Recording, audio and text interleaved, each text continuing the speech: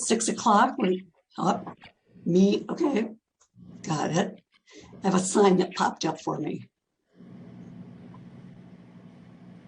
Okay, we're going to call the meeting to order. Can you all hear me?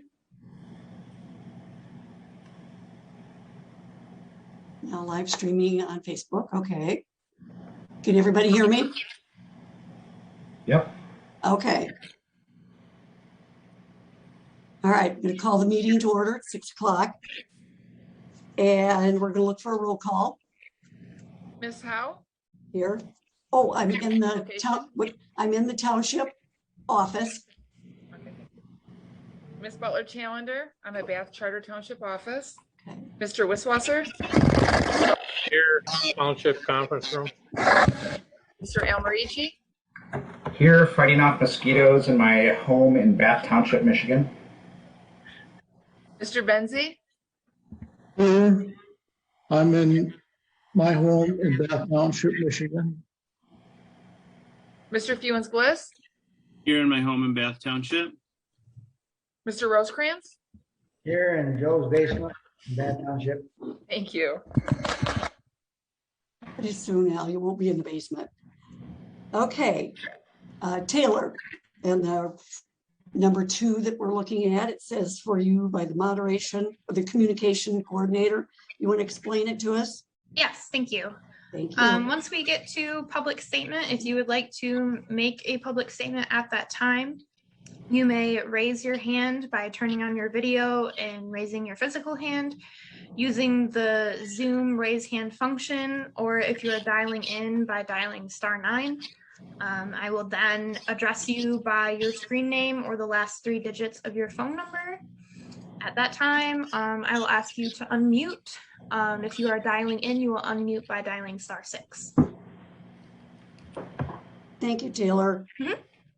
Civil reflection. Apparently, it looks like the Pledge of Allegiance will be Ryan Feedwin-Bliss, trustee. Pledge allegiance to the flag of the United States of America and to the republic for which it stands, one nation, under God, indivisible, with liberty and justice for all. That's followed by a moment of silence.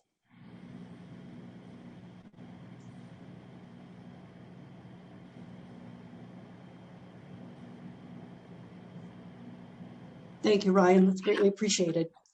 All right, we need an approval of the agenda. Do I have a second? Second. Okay, we need to vote for the approval.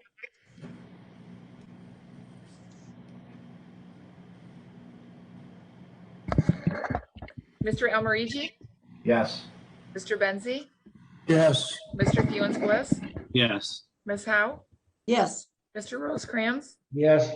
Ms. Butler Challenger, yes. Mr. Wiswasser? Yes. All right. Thank you, Clerk Challenger. We appreciate it. Is there any disclosure of conflict of interest tonight? There appears to be none. All right, we'll go to item 6, which is our public statement. Is there, or do we have someone who has speaking to public? Taylor, If anyone would like to make a public statement at this time, you may raise your physical hand, raise your Zoom hand, or dial *9. Judy, you can go ahead. Thank you. I don't have an agenda in front of me this evening, but I do understand that there's going to be a discussion tonight about combining the boards for the Senior Services Advisory Board, the Parks and Rec Board, and the Farmers Market Board. I just want to talk a little bit about the Senior Center, as I serve as the chairperson of the Senior Services Advisory Board. The work of the Senior Center is all encompassing. We are prepared to open for 3 days a week, but 25% of the population of Bath Township is over the age of 60, and serving meals 3 days a week and providing programs and services to those people that we're currently serving, we're not nearly meeting the need.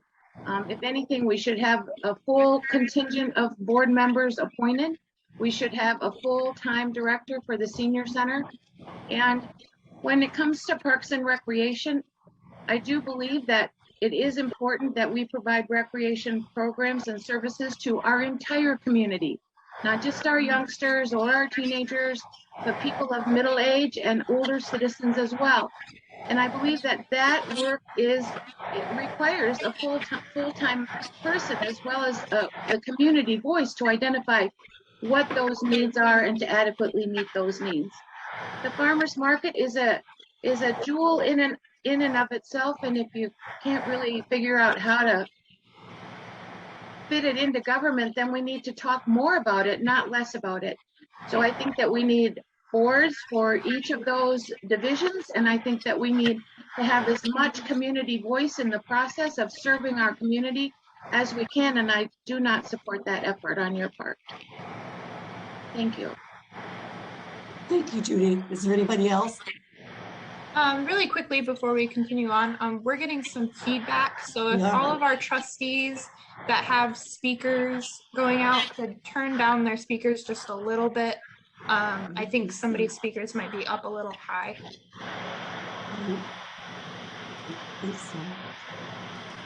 Or if there's a fan running or something like that, I'm not really sure what the noise is. Jason, it looks like it's like on yours now, so I don't know if it might Sounds like a fan. Is it on me? Your box was lighting up. Yeah, it just stopped. I'll give you co-host so that you can unmute yourself and all that. Okay, sorry. Okay. Continuing on. George, go ahead with your public statement. George Baker, it's a statement. I guess it's a pleasure serving on committees in my community of Bath Township. Always learning, always seeing new perspectives, and I really like that. When the new administration came on, I said it would carry over and continue to serve on the Planning Commission. I turned in an application for a new term since my term has expired. I understand it's the pleasure of the supervisor for recommendations. I know that, and I know the supervisor has a stance pretty much one person, one committee. We have a good experience on the current Planning Commission, and I'm confident in them serving for the best interests of our Bath Township. Even though I've never always agreed with everything, it's wonderful working through everything. And I greatly appreciate that. I wish the board, the supervisor, no contention, and moving forward for the best of Bath. And I'll serve at the pleasure of the supervisor, of the board, or somewhere else in the Township of Bath. Thank you. Thank you, George. Was anybody else? Do you have somebody else, Taylor? Would anyone else like to make a public statement at this time?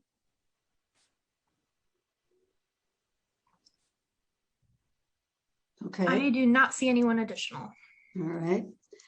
So here you go, Adam. We're going to have updates apparently from, can you hold on, Adam, with that, from your county, state, federal, and other agencies. We know that Adam's here, but it says there's an update here for Park Lake by Sheila. Yep. Hello, Sheila. Sheila, go ahead. Hello. Yeah, so I have an update. So we have now been sampling Park Lake for 6 weeks. So after we had 5 weeks of sampling, we were able to calculate what is called a 30-day geomean. So just to give a recap, so for action levels, so for your daily geomean, it's a 300 parts per million for the E. coli levels, but for a 30-day geomean, the number has to be below 130 parts per million.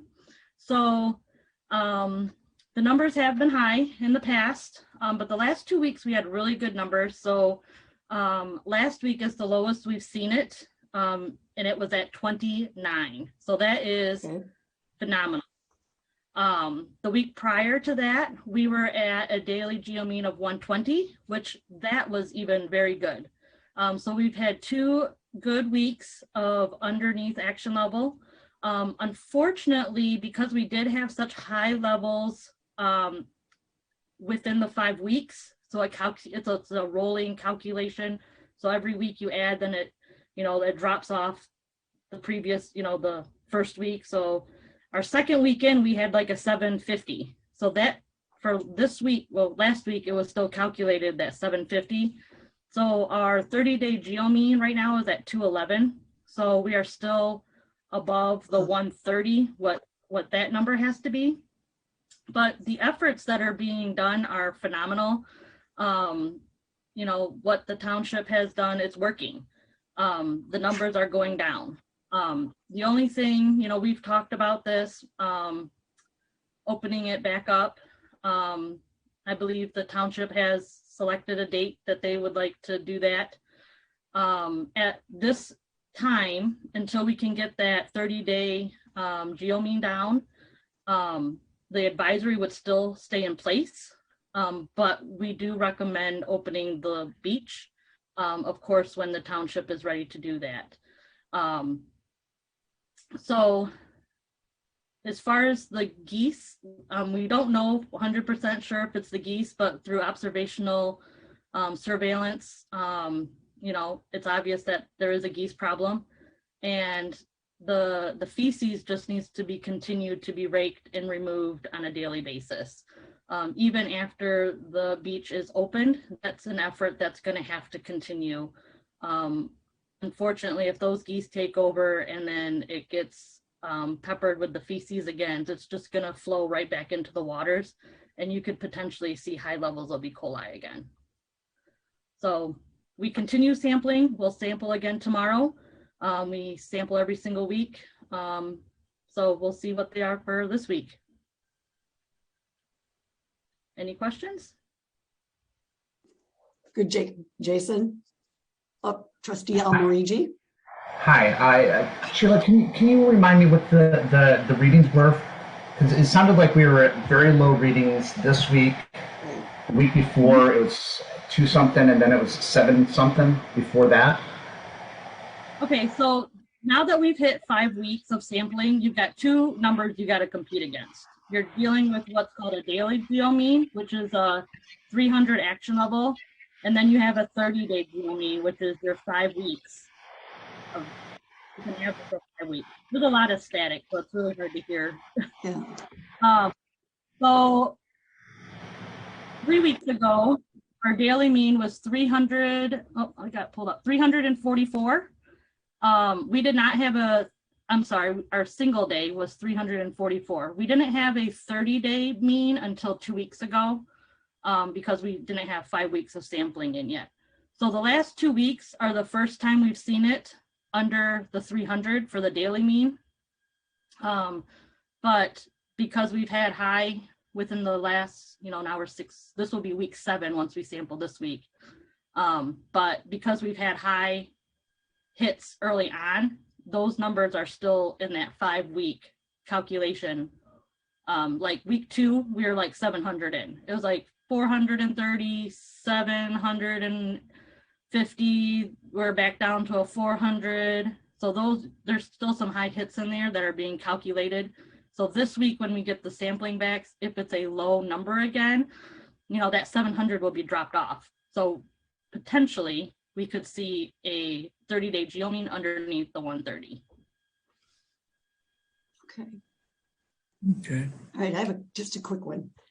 So basically Yes. what you're saying, Ms. Moore or Sheila, if you don't mind, we're to keep the beach closed? So the decision to What's close your the beach was the township's decision. Okay. That was a agreed upon decision. We only put an advisory up, but it was a conversation that was made and a decision that was made upon the township to close it. It is our recommendation at this time, and Karen, we've talked about this, you could open the beach if you wanted to, but we don't want to get into this yo-yo of opening and closing until we get a couple of weeks of really good numbers. So that was the decision that the township had made to keep it closed until the date that they had decided upon. Okay, thank you. Anybody else have any questions? All right, Adam, you're on. Can you hear me? Yep, I got you. Okay, shoot. Well, the big thing at the county is still long-term planning. Obviously, we've had plans in place in our capital improvements budget for a number of years, but with the ARPA funding, we're kind of looking at those issues a little more critically about what needs to be done and what can be done. First of all, we're doing a survey of all the township's infrastructure assets. The first part of that was going through our Townsend street complex. That's where we have our jail, where we have our storage facilities for our for a lot of drain commissioner and other equipment. We also have our health department facilities over there. The jail is definitely going to need some kind of either renovation or reworking or even complete reconstruction at some point. We haven't figured out what that plan is, and we're in a pretty go slow approach. We're not in any hurry to take care of this. It's about 30 years old. There's been a lot of new standards in terms of corrections in the last 30 years, particularly on the mental health side. It's been advancing pretty considerably. And we also have to look at what the environment's going to be in the next 25 years. Before that jail actually paid for itself several times over when we were housing Department of Corrections inmates, but the state has been shutting down prisons and pretty much reducing incarceration at all levels, trying to use more mental health treatment or use more tethering or use more outpatient basis. So we're not going to have a supply of prisoners to be used as a funding source or even as a filling source. And I don't know if we have to discuss with our judges, what they foresee in terms of treatment and what they foresee in terms of sentencing about what the capacity is going to be our needs going forward. So we're beginning that process. There's definitely a lot more to do, so no decisions are going to be made.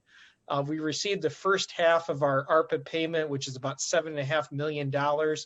I don't know when the second half is going to be coming in, but the county is eligible for up to 15 million, but not all of those buckets we may be able to find, reimbursable expenses. I know the largest part of that ARPA is revenue replacement, and that's what all the county administrators and managers are looking at to find ways to use revenue replacement, because that frees up the dollars for the most widespread uses.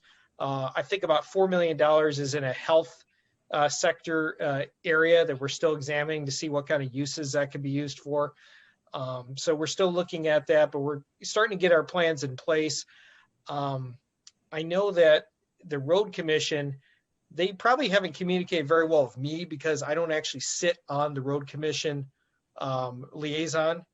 My sector is with the Tri-County Planning Commission, so I may not have been as aware of the road commission's desire to construct new facilities, but they say it's been on their books for a couple of years. And, some people like me are just trying to be a little bit, concerned that, okay, just because there's a whole bunch of money out here doesn't mean we have to start doing a building spree right now, especially with the inflationary aspects we're seeing out there. The cost of construction is booming. If everybody starts building at once, the taxpayer is not going to get the best bang for their buck. But the road commission said that they've had plans to go forward using their existing revenue stream of the higher gas taxes that were put in place a couple of years ago. They're looking at an $18 million construction for a new facility up there off of Old 27. The county has taken the first step to tell them to go ahead and look at this more critically. I voted no just because I don't have enough data yet.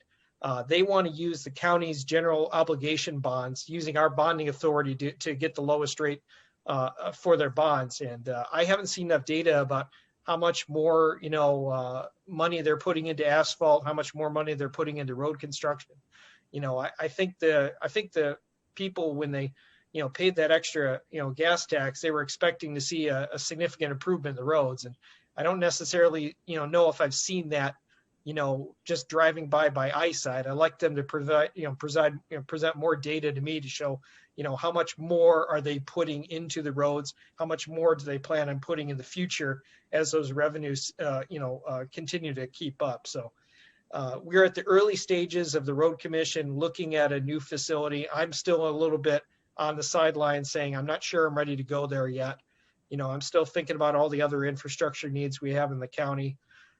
You know, we still have applications for acquiring some parkland in the southern part of the county, and we're not going to hear about that till probably later this winter from the Natural Resources Trust Fund. So that's probably a lot of information right off the bat. So I'll just pause and let you ask questions. Anybody else? I have a quick question. Do you have any thoughts of where the county is going to be for face-to-face meetings? We already are meeting face-to-face. We started meeting at the end of June. Okay. So all of our meetings are face-to-face right now. Okay, so the county is open. Yes. Okay, thank you. Anybody else have any questions? Oh, Trustee Rosecrans, go ahead. Yes, I drove up to 127 a couple times, and I see you've got your Michigan turns. Is that cut down on the accidents up there? Because it seemed like if equipment or something is cutting out, they're going across traffic to get into that Michigan turn, and it don't seem like that is doing the job that I thought it was going to do. I don't know which part of 27 you're talking about, Al. Could you be more specific? From St. John's to the county line. Oh, going north?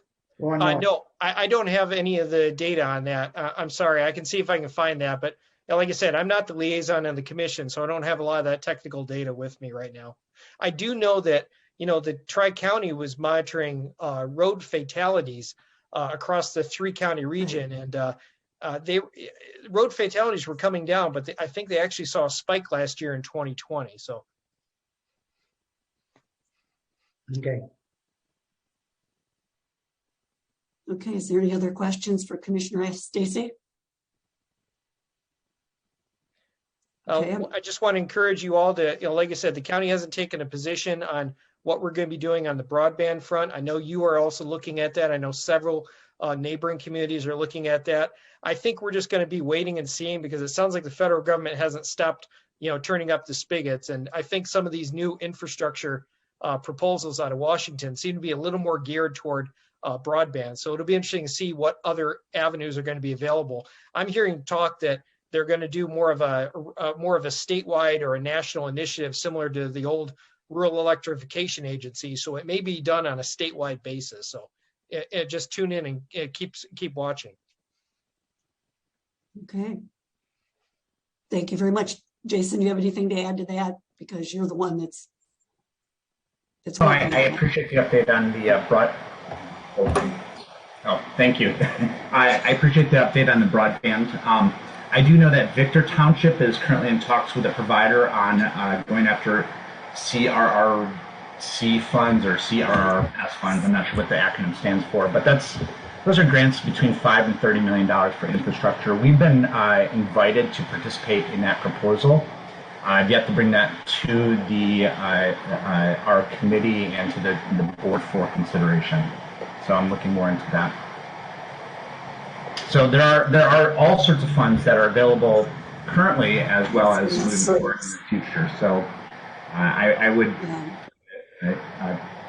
want us to be proactive as well as open-minded as to how what we do now fits into a larger picture down the road, in partnership with the other local communities as well as the county.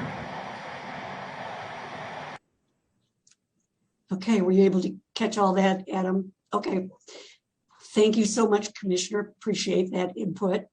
Is there anybody else that has any other questions? All right, we'll go to item 8, which is the consent agenda. I have a second on the consent agenda. I'll make a motion to approve the consent agenda. Thank you. Second. Mr. Benzie? Yes. Mr. Fewens Bliss? Yes. Ms. Howe?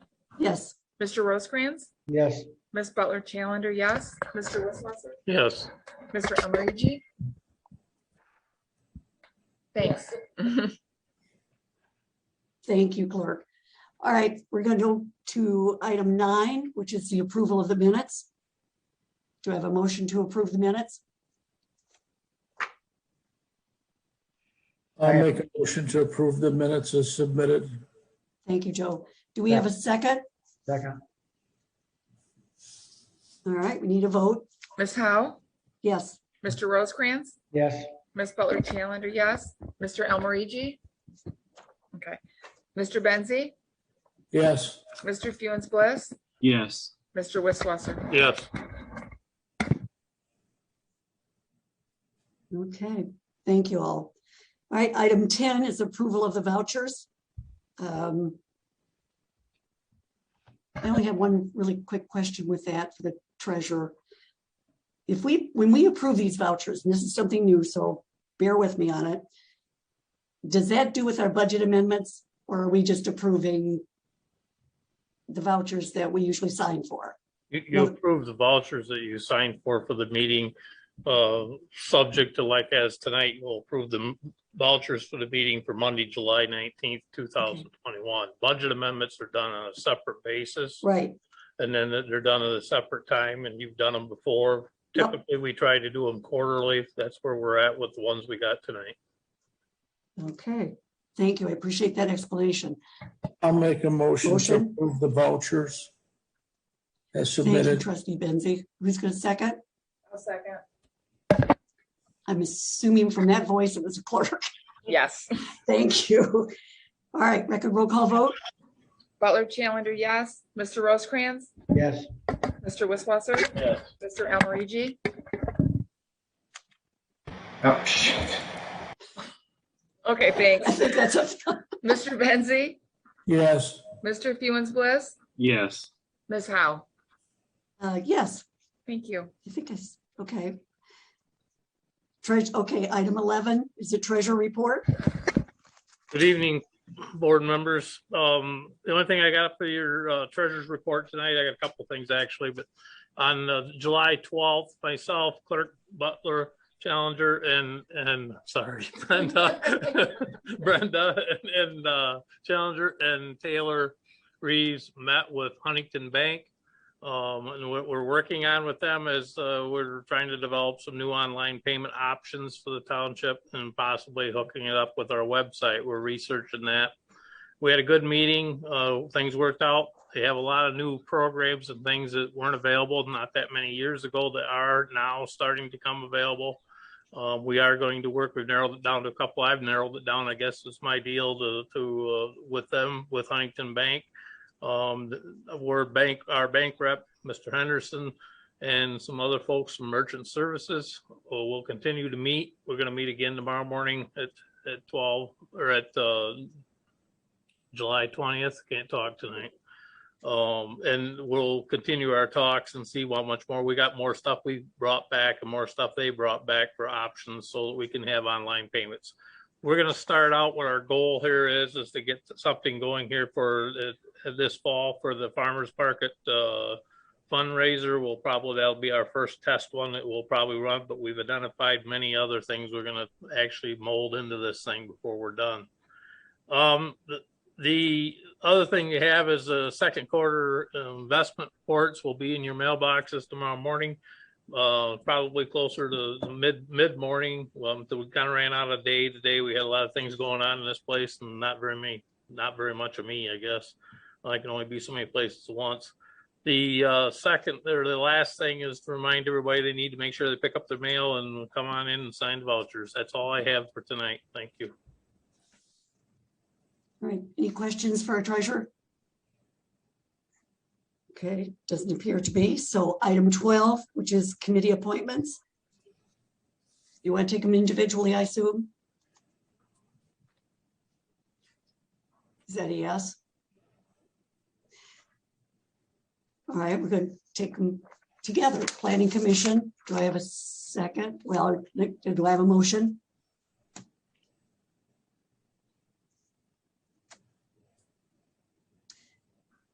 Is there a motion for any of these Planning Commission appointments?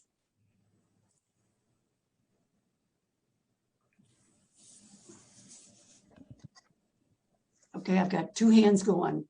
Trustee Rosencrantz, you were up first. Yes, I'd like to nominate Bob Howe.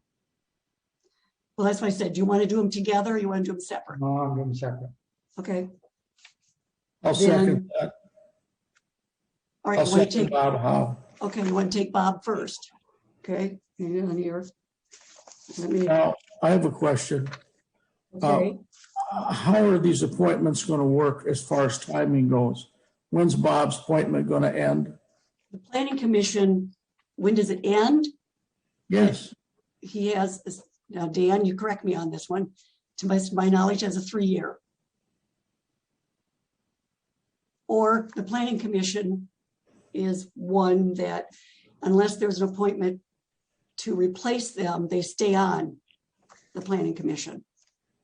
I understand that. When would Bob be done? To the best of my knowledge, it's 3 years.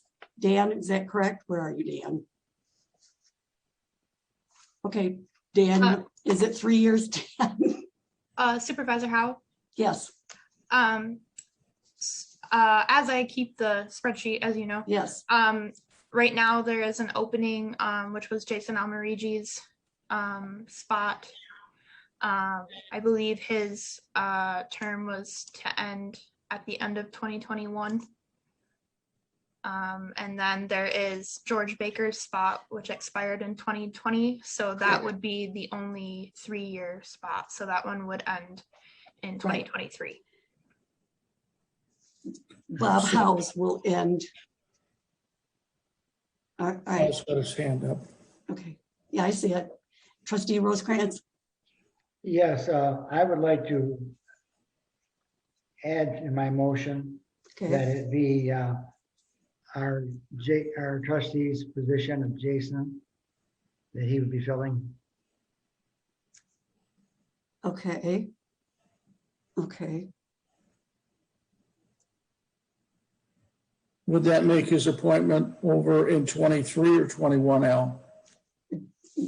makes it into 23. It'd be 23. wouldn't it? Okay, It'd be 20. It'd be 21. Well, Sorry. he starts at 20. The Jason had to resign, and his Right. seat was not to end until the end of this year, December Right. 31st, 2021. So whoever would be appointed to that seat would be up for reappointment at the end of 2021. Okay. you okay with that, Al? Yes, I am.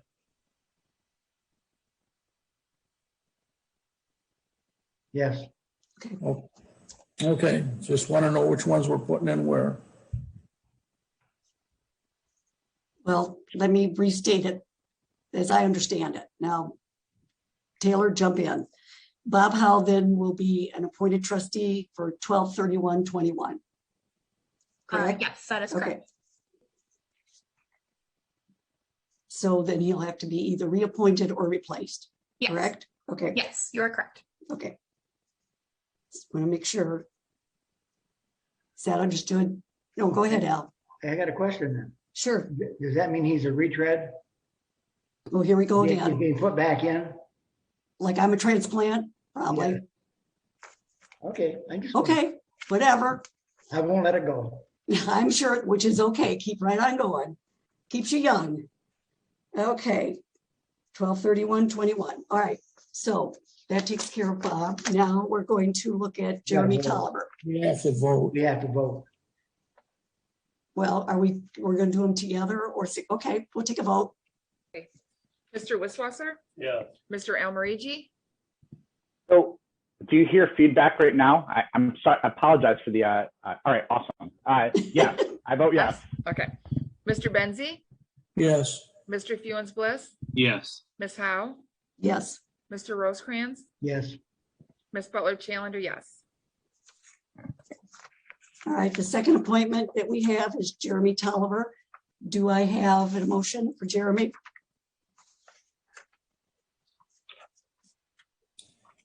I'll make a motion to appoint Jeremy Tolliver with his term expiring in 2023. That's correct. Do I have a second?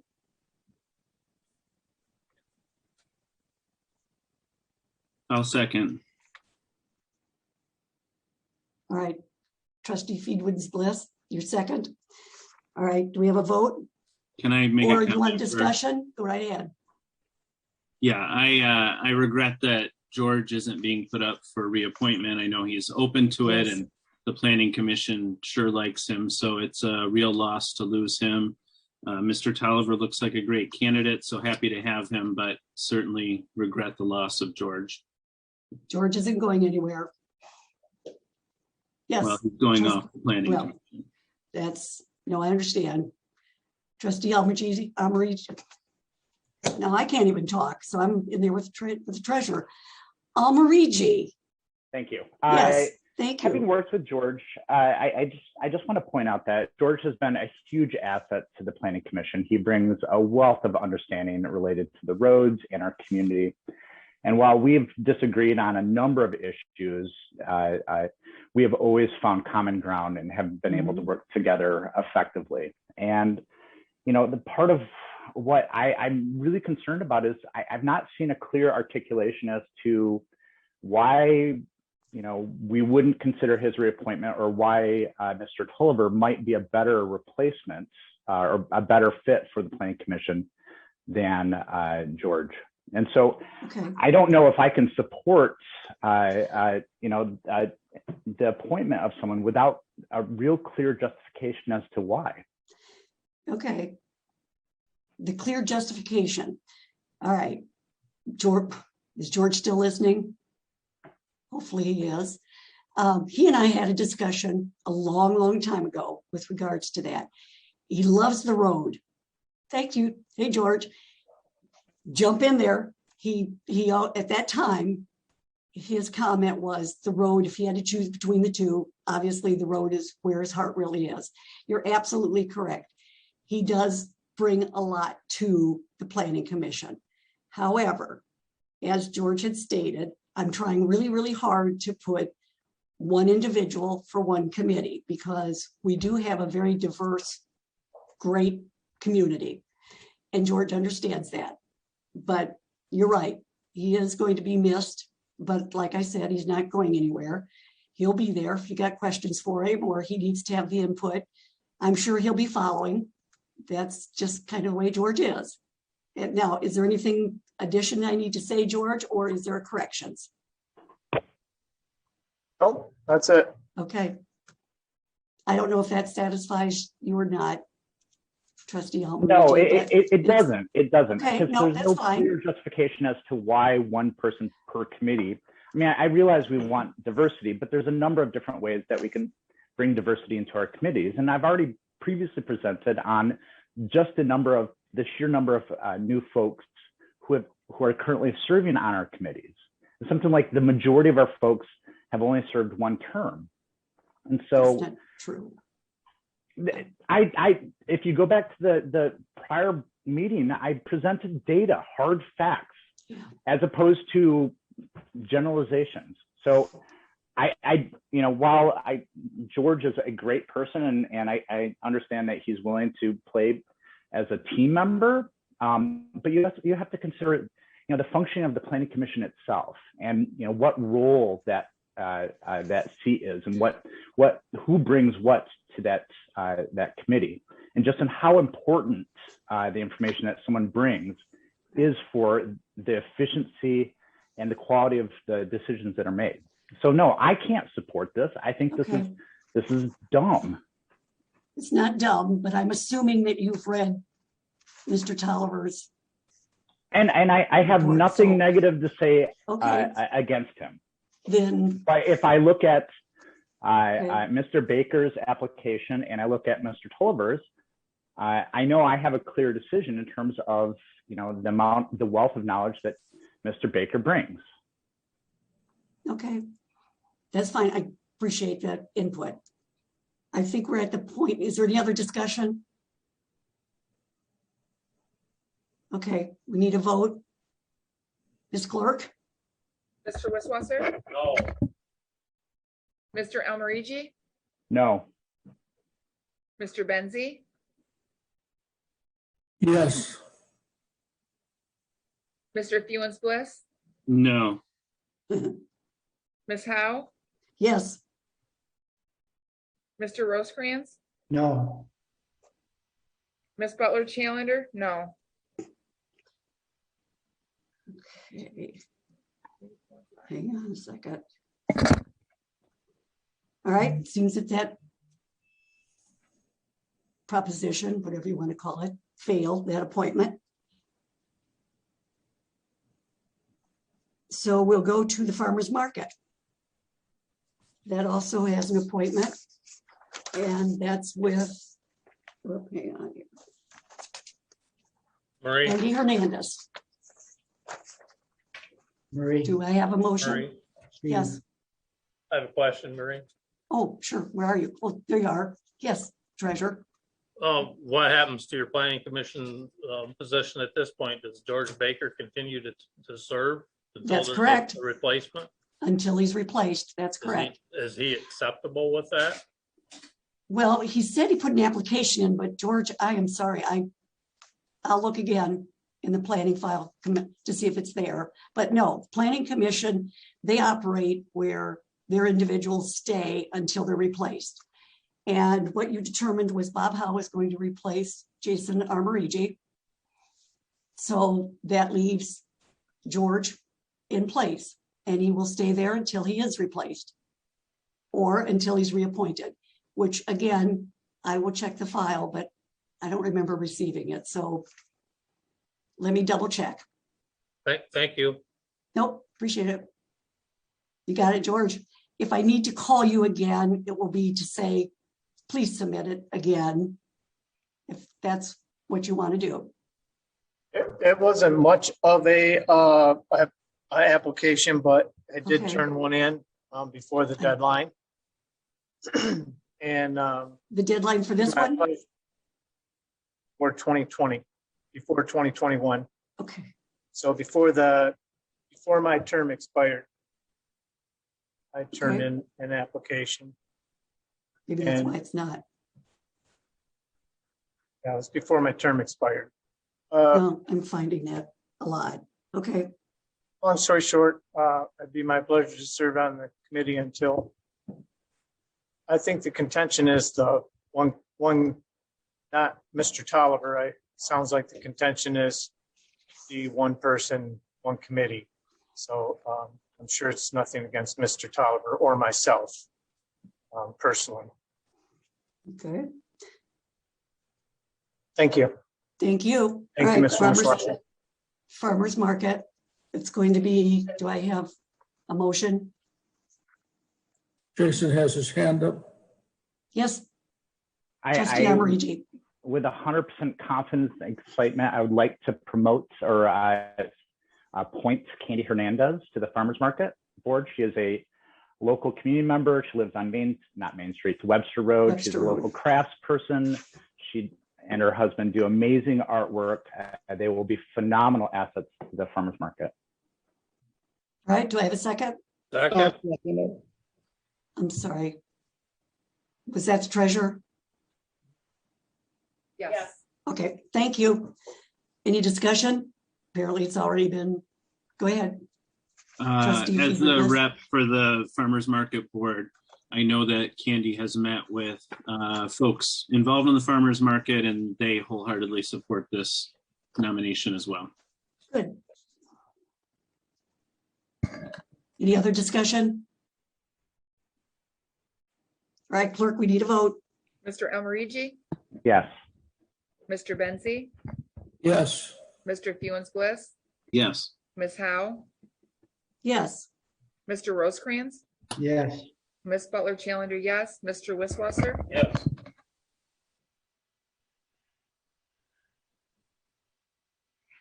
All right, that seemed to be an unanimous, so we will welcome Candy Hernandez to our farmers market. So hopefully she's listening. All right, 13 says we have no committee reports. 14 says we're unfinished business. We have none. Whoops, okay, hang on. Items for action under unfinished. So, Ann, is Ms. Scholes here? I'm here. Thank you. Okay, Superintendent Hildebrandt. Thank you. At our last meeting, I brought you the environmental review memorandum of understanding, and there were several questions that you all had in regards to this memorandum. And you requested that Director Scholes join us for tonight's meeting so that you could ask her any questions. She also forwarded some additional content to you, which was provided to you today via email. I don't know if you had a chance to look at that, but I think she was hoping that that would add to the discussion tonight and add some facts to it. So Anne, if you would like to possibly just give us a brief overview, and then the board can ask you questions if you're okay with that. Sure. Something I'm required to do every 5 years per HUD. Last time it was done by the previous superintendent. Basically, you write the letter and then it gets sent to HUD. The idea is if we're going to do any major repairs, such as roofing, replacing furnaces or building, then they want to have an environmental review done. We are not doing anything like that for the next 5 years. We are going to be doing repairs. It's to pay bills and the payroll. So all the money will be going into our operating fund. I don't know what else I can tell you. I did send over a fair amount of paperwork. So you hopefully can get some information. I think there's a list in there of things that are not required for an environmental review and some things that are. So hopefully it makes some sort of sense. I would appreciate it if you could make this approval, because right now they're not letting go of any of my funds for 2021 as far as capital grants go. So I guess, does anybody have any questions? I do. Superintendent Hildebrandt. Question, would we run this then through 2026, or is there an ideal time frame that we should fill in the memorandum? It's for 5 years. 5 years. Yes. Okay. Yeah, Thank you, Ann. Is there any other questions for Ann to? All right, we need a vote. Is there a second? Go ahead, Joe. We need a motion. Yes, I know. Motion to approve the memorandum of understanding between Bath Charter Township and the Housing Commission. Support. Who supported? I did. Oh, thank you. Did the clerk get that? Yeah. Hopefully. Thank you, clerk. All right, we need a vote. Well, out to a second. He's second. Is there any discussion? Apparently not. One thing, we have to add the 5 years in the motion. I would recommend that, because it's labeled in the agreement. Okay, is there a discussion? Go ahead, Treasurer. My suggestion is for them to add to the motion and their second to add the 5 year onto that, so that there's no misunderstanding that it is good for 5 years. Is that a problem, Ann? Nope. Okay, feds wouldn't mind. Okay. Okay, so we need a vote. Mr. Benzie? As amended. Mr. Fewens-Bliss? Yes. Ms. Howe? As amended, yes. Mr. Rosecrans? Yes. Ms. Butler Challenger, yes. Mr. Wisswasser? Yes. Mr. Almarigi? Yes. Thank you. All right, that looks like a unanimous. Thank you, Ann, so much for your time. Thank you. Yes. All right, we're into B, which is the introduction and final reading of ordinance 3170. Do I have a motion?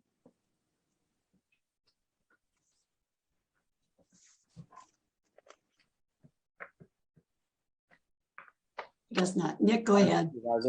Just before anyone I know, entertains this is the motion, I just bigger. want to provide a quick update that the only real change that has been made to this ordinance was just addressing the minimum required landscaping. As you all will recall, previously it was a percentage of the property area. It has been reverted to its original form, which is a certain requirement for 1 tree and 1 shrub per 3,000 square feet of unpaved surface. I know that the Planning Commission has also had concern about impervious surfaces, such as paved parking areas and things of that nature. So in addition, we've added a requirement for 1 additional tree per 1,000 square feet of unpaved surface. And then this also clarifies that the landscaping required under this section is separate from the landscaping required within the parking lot section of the ordinance. And it also gives the Planning Commission discretion to adjust the requirements for any individual project as they deem appropriate. Well, that's interesting. Okay. Any questions? Go ahead, Trustee Rosecrans. Does that tree get put in the parking lot in a curb or is it out in the lawn? The extra tree. Like I said, that section is separate from the parking lot landscaping, but landscaping that's required within the parking lot section would be within parking islands or near curbs within the parking area.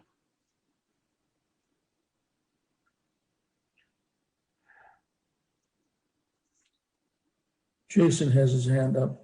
As does Superintendent Hildebrandt. Oh, I was sorry about that. I'm glad you got better eyes than I do. Trustee Almarigi. I defer to Karen. Thank you, Trustee Almarigi. Nick, if you could, 2 things. Could you go over and ensure for everyone listening that it's for new and what new uses it is for? And then also what powers the Planning Commission has to request additional items.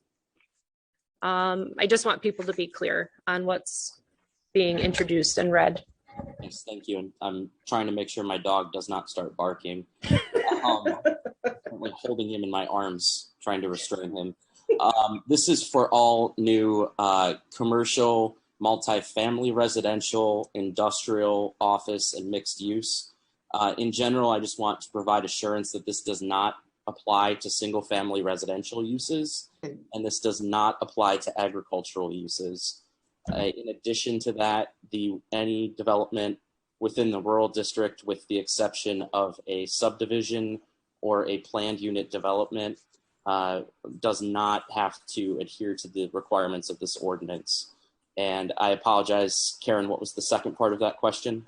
What the Planning Commission can they place restrictions, or can they have additional considerations for site plans if they would like to add or waive, let's say, sidewalks? Yes, so there is, as I had just mentioned, there is the ability for them to adjust the general minimum landscaping requirements. There is also the language that allows them to require sidewalks if they deem it appropriate. There's other language in here that provides the Planning Commission with discretion to adjust the requirements of this landscape ordinance as they deem appropriate.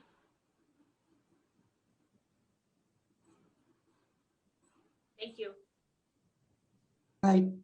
Trustee Almarigi has another question or a question. I have comment plus a motion. So the comment is that the Planning Commission has worked really, really hard on this ordinance. And part of the reason that they decided to work on this is because the landscaping for special use permits, site plans has been lacking in many of the proposals that have come before at the township. And we've never really had any teeth to push developers to improve their landscaping. And so this meets a real need in terms of what our Planning Commission has been facing over the past several years.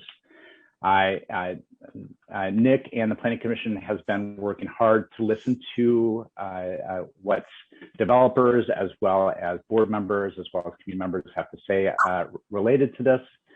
a lot of really, really good thinking has gone into this. We have the appropriate restrictions put into place to protect single family homes, agricultural uses in any of the zoning districts.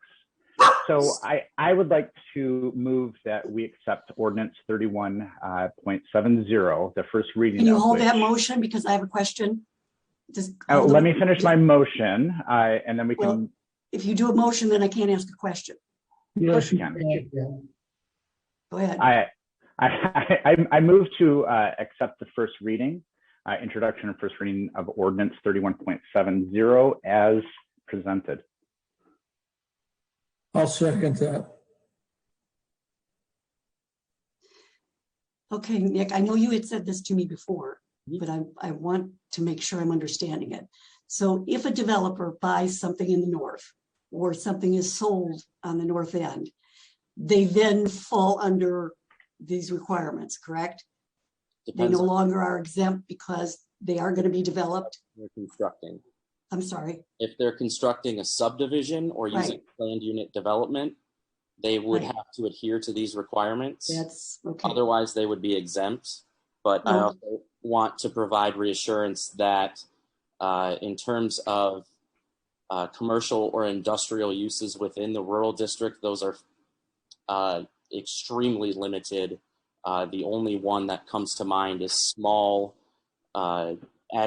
agriculture-related office uses, such as a veterinarian's office, perhaps a shooting range. So they're very limited in scope. Okay, so it does change hands, therefore it has to fall under If the they planning commission's. yes, but Yes. simply changing hands is not a requirement. No, what I guess I should have clarified that. What I meant was if it's going to be developed. If the north end is going to be developed, then it falls under the planning commissions. So it's exempt as long as it stays agriculture. If it falls within the exemptions within the ordinance, Okay. then yes. Falls within the exemptions in the ordinance. The exemptions within the ordinance for the rural district, or as you and I have discussed, that include subdivisions and planned unit developments. But when you brought up the issue of, say, a veterinarian or a shooting range, they don't fall under because it's not. Exempt because they are not a planned unit development or a subdivision. Okay, that's okay. Thank you.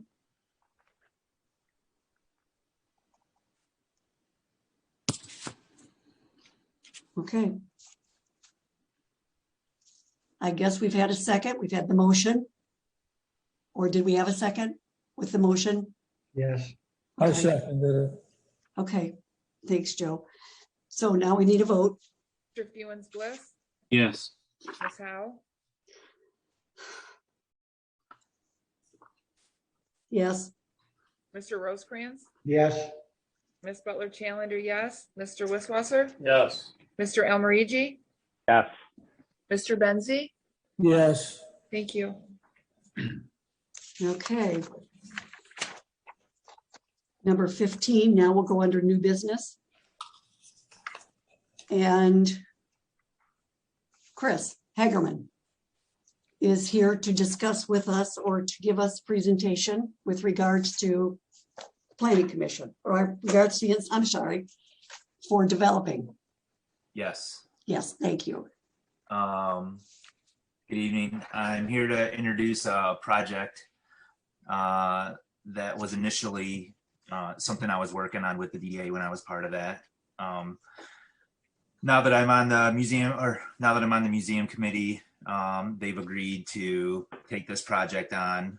The project involves the James Cousin Memorial Park, the flower garden, so to speak, more of a barrier on the northeast end of the James Cousins Park. The project consists of removing an existing flower bed, which is surrounded by large stones and some plants, several stumps from trees that were cut down. It will add 5 traditional style lilacs, earlier last week, I had sent 3 attachments reference the project. There should be a picture of the 2 plants that are going to be in the project, traditional lilacs, as well as 3 Lentigo viburnums, as well as some mulch. So the project is going to include having remove all the rocks, the stumps, clear out the plantings that are in there. Then this fall, we would plant the lilacs and the viburnums in there, as well as, well, I guess that's it. There's also, we think it's a lilac bush that's in there that is going to stay. The project will be paid for by the museum committee. If you look, also, I have added an attachment that is the estimate from Instant Shade.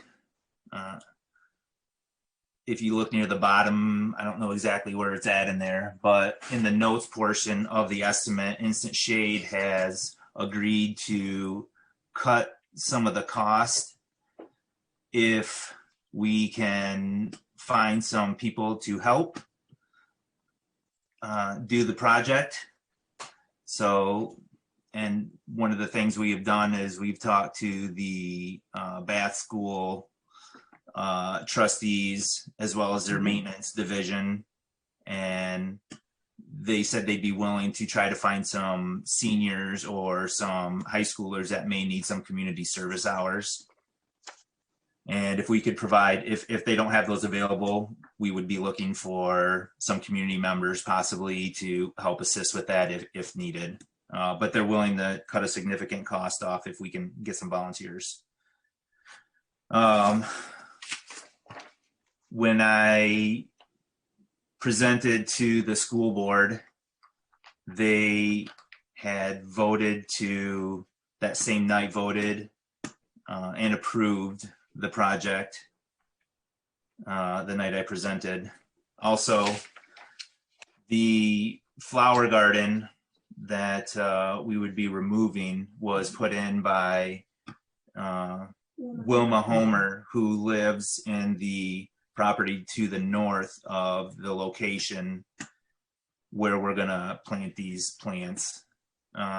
She put the flower garden there because of the tree stumps that were left up when trees were taken down from the park. She didn't like the look of it, so she went on her own to put this flower garden in. I personally spoke with her, and she has recently taken out all of the plants that she wants out of there. There are rocks that surround it that were from her house that was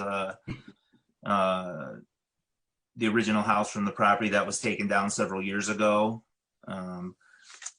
I've worked with her about getting rid of those and clearing out the flower bed.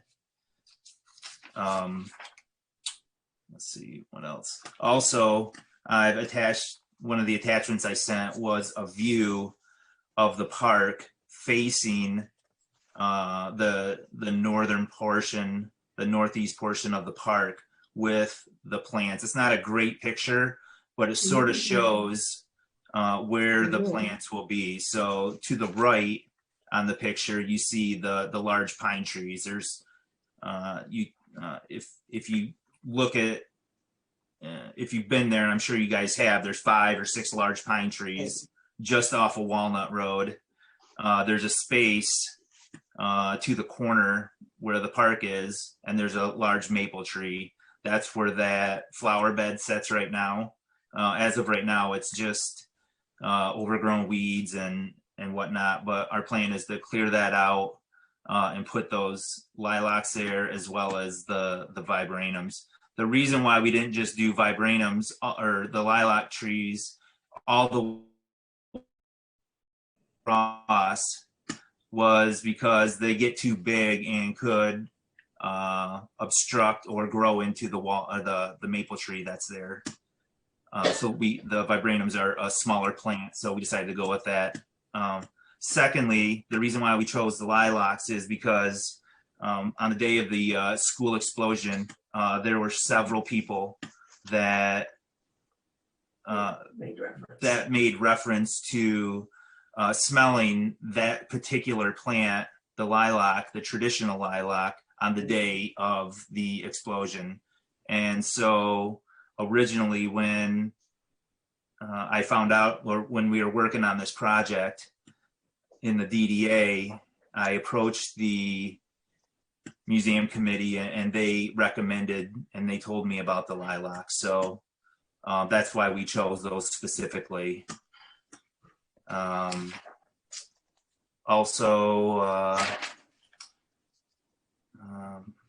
So that, I guess that's basically it. If there's any questions, I'd be glad to answer them. We are also, as the museum committee, we are also accepting donations if anybody would like to put money towards this project as well. Not that we don't have enough money in our budget for it, but anything is welcome. Oh, I see a hand. All right, Superintendent. Thank you. Chris, I want to compliment you on the work you put into this project. It was very thorough. I can tell you've put a lot of thought into the plants, and I really especially appreciate you contacting Mrs. Homer and assisting her. That's something that people often forget, is how it affects those around the area being changed or upgraded. I think this will be a beautiful project, and you have my support and the support of my public works crew. Should this board choose to approve this, we will do as much as we can to learn from Instant Shade how we should appropriately take care of the plants once they're planted, and what maintenance we should do on them, and if we need to water them or anything of that nature as they take hold. If we need to protect them this winter, we will do what we can to support you. And also, if the board chooses to approve, we can help do some of that pre-work to help clear some of that out of there to get it ready for the project, both this summer and this fall. So thank you. Thank you. Is there anyone else? Mr. Hackerman, I would echo those comments that were stated. I do have one quick question though. When you're talking about your volunteers, if your students don't do it, are you looking for volunteers to dig up the ground, to move the rocks, whatever needs to be done? Is that correct? Yeah, so Instant Shade is gonna go through, they're gonna put a weed killer on the weeds to kill what's down there, to completely cover the, to kill all the weeds in there. Because they don't know what's in there and they don't want it to keep growing up. Then after that, we have a couple people with the museum committee that'll be there to take care of this. The volunteers would be just to help get some of that stuff out of there. And again, it's Instant Shade has agreed to cut some of the cost if we can get some volunteers to do some of the legwork for us. Okay, are they looking for a list, or are they looking? What's that? Are they looking for a list, or are they looking for a number? Is that what you need to give to them so that they understand you have like 10 people? They just have to communicate with me and say that we have some volunteers. And I talked to the school superintendent, who said he would work with me in getting some volunteers of students that need some community service hours. So we just need to plug into you to find out how many volunteers you need, or if you need them at all. Yeah, I'll probably need just 3 or 4 of them. Okay. Okay, I see a hand. Trustee Benzie? Yeah, I'd like to make a motion to go ahead and approve this project at James Cousin Memorial Park. Well, it's on introduction. I don't think we can do it till August 2nd. The agenda's already been accepted. I know, I understand. We can make a motion now and go ahead and do this. So they can get headed in the right direction with their volunteers and stuff. I will No. support Joe's motion. Well, you can support it, but I guess I have a question with the agenda being accepted as is. That's an introduction and discussion. It's not for an item for action. Okay, need some help on this. I can wait 2 weeks if that's what the board wants to do. Well, I think that's what you have to do. I don't think you have to do it, but Okay. You think you can, okay. there is things that you have to take care of. And you don't have to wait the 2 weeks, but I am supporting 100%. No, I understand exactly what you're saying, and I couldn't agree more. The only thing is, this is for discussion. It's not for action, and I think Mr. Hagerman understood that. Am I right or wrong? I mean, he knows you have the support. Yep, I'm aware of it. Yeah. The sooner the better for us, just so we can get the weed killer on there. I Sure. understand there's logistics on your guys' side, so I'm not trying to push you guys to make a decision tonight unless it's something you can. The sooner we make a motion, or as soon as you guys decide that it's okay, then Instant Shade is ready to go and start ordering. They don't want to order anything until Sure. we know that that's what it is, that it's okay. And they said with the way things are going right now, it's easily 6 to 8 weeks before anything comes in. Okay. And Right. we want to wait till fall to have these planted anyways, but with the crazy weather this year, who knows when we're going to get our first frost. Yeah, and that's the truth. May not be till November. All right, Superintendent Hildebrandt, can you Thank help you. me out on this? Actually, Taylor always has her Robert's Rules of Yes, she Order book. does. Taylor, would you happen to know the answer to this question? Yes, it's my understanding that as long as it's not an agenda item that needs to go through a two-step process, as in like a first reading and a second reading, you are able to entertain a motion if you so choose to. Thank you, Taylor. You're welcome. Okay, Taylor. Okay, so you're saying we can do this without, because it's not a two-step. Yes, that's correct. Okay.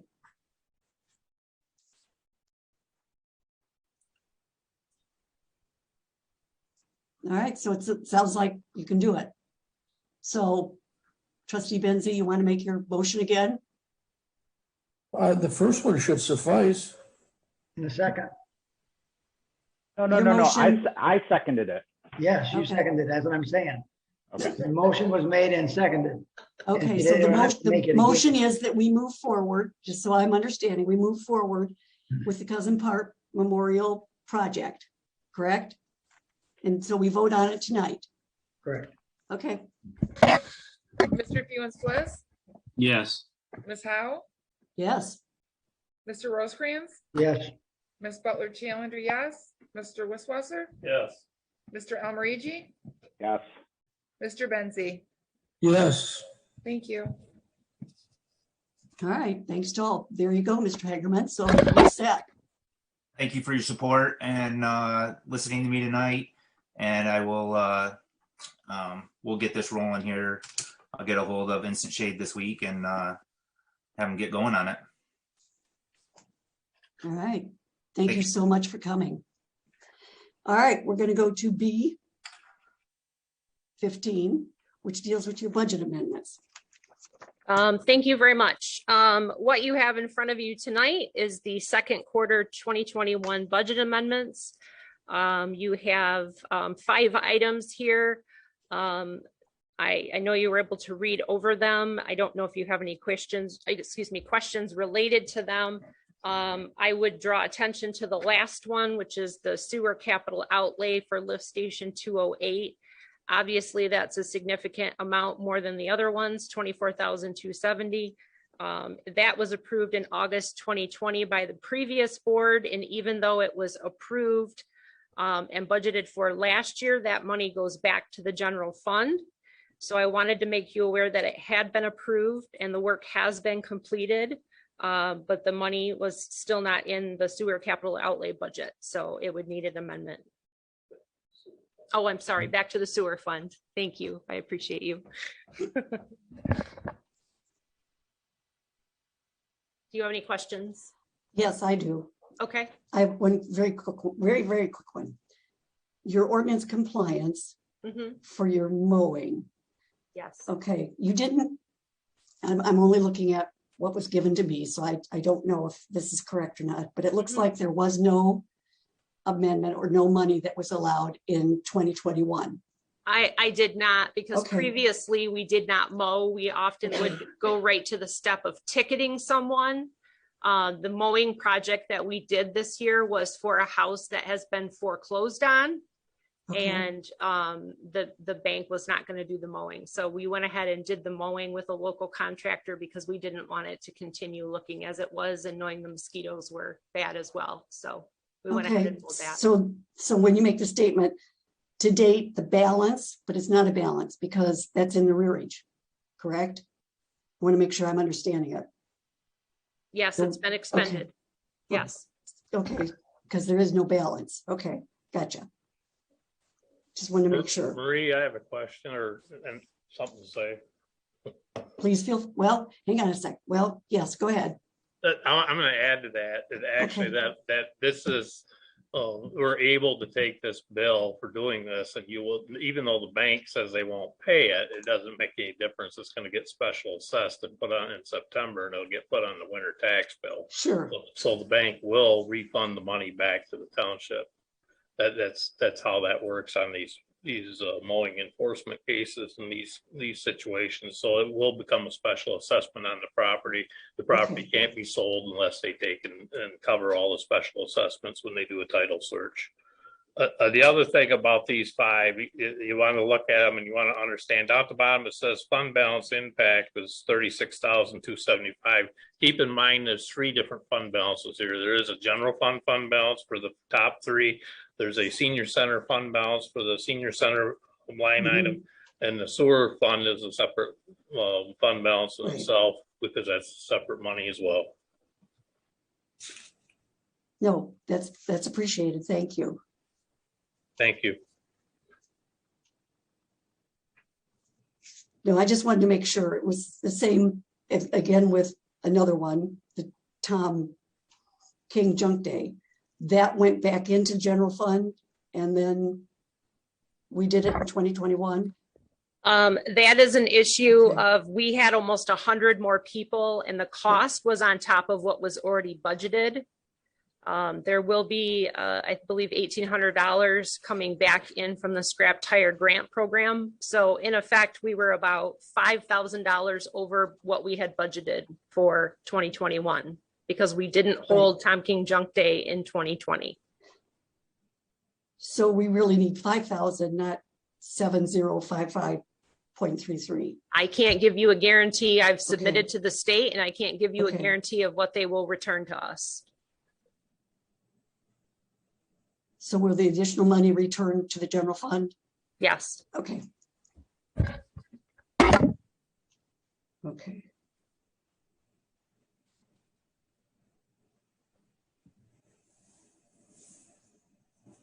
Okay. Super. Any other questions for me? No, I think that pretty much answered what I needed. So again, this is on introduction discussion, so I'm assuming you want to do the same thing. No, I can wait till August 2nd. Okay. All right. So we'll go to C, which is the Dymaxon Development Self-Storage Facility for discussion. Nick, do you have that one? Yes, ma'am. Yep. Okay, thank you. Again, this is a self-storage facility that is being constructed by Jeff Dehan of Dymaxion Development. He is here if you all have any questions regarding the development itself. This was a project that was approved by the Planning Commission at their second meeting in June, which would have been June 29th. They suggested 5 conditions be attached to the special use permit approval by the Township Board. And I'll read those 5 proposed conditions now. So the first condition is that the applicant will provide documentation of approval from the Mid-Michigan District Health Department for the well and on-site septic. The second is that the applicant will provide documentation of an easement for driving access on the northeast portion of the Sunrise Forest site. The third is that the applicant will provide documentation related to MDOT approval of stormwater discharge into the MDOT right-of-way. The fourth condition is that the applicant will provide evidence of a separate well and septic system to staff. Just to clarify, that's separate well and septic system from the Sunrise Forest property to the south. And the fifth proposed condition is that all other conditions of approval will be satisfied by the applicant before any building permits can be pulled. So if there are any questions related to those proposed conditions, I'm happy to answer those. And then if there are any questions about the development itself, I can attempt to answer, or Jeff can speak to those. Any questions? I have one. Hi, Jeff. Thank you for coming. These requirements that we're asking for, this documentation, do you have a time frame on there? Where is it? Thanks for the question, Supervisor. We're currently working through all 5 of those conditions, which we believe are reasonable and acceptable conditions. So since the approval at the Planning Commission, we have made progress on each of them. I don't believe we've come up with a complete solution to each of them, but we're confident that we'll be able to. Okay, so August 2nd, does that seem out of, for either one of you, either for you, Jeff, or for Nick, does that seem? The intent of the conditions is that those would not necessarily be fulfilled by the time that it's approved by the board. Those conditions don't go into effect until the board approves the special use permit with those conditions. Right. So the factor that keeps them from beginning their project without fulfilling those conditions is they need to fulfill them in order to pull building permits. Okay. So we just wait until the Planning Commission agrees to whatever or disagrees with whatever, and then Jeff has to do whatever he needs to do in order to comply with the 5. No, ma'am. The board would vote to approve this either tonight or at their next meeting on the 2nd. Okay, that's. It would go into effect, and from there it's handled administratively in terms of ensuring that the conditions are met. Okay, so we're probably looking at August 16th. Or sooner? I would bring it back August 2nd. Okay. That's what I was asking. I wasn't sure when you initially said there wasn't enough time. Okay, nope, that sounds good. Any other questions? We're ultimately constrained by our ability to pull a building permit. So if you were to approve, even if you were to approve the special use permit tonight, we couldn't physically start construction until we could come in and pull a permit. Right. So those 5 conditions are regardless of where we're at with the entitlement process with the township, those 5 conditions still would need to be met, and we understand that. Okay, nope, thank you, I appreciate that. Okay, Trustee Amarigi, I see your hand. I move to accept the special use permit for the Dymaxion self-storage facility project. Can we do that without the Planning Commission? Nick, is that okay? Planning Commission has already approved the site plan and recommended approval to you. Yeah, I know they did the site plan, but the special use, is that in the site? Okay. I'd like to amend it. I move to accept the site plan and special use permits for the self-storage facility project. Okay, so you're moving to accept the site plan and the Planning Commission's recommendation. Is that correct? Did I say that right? The site plan and the special use permits. Yep. Yeah, they already did. Okay.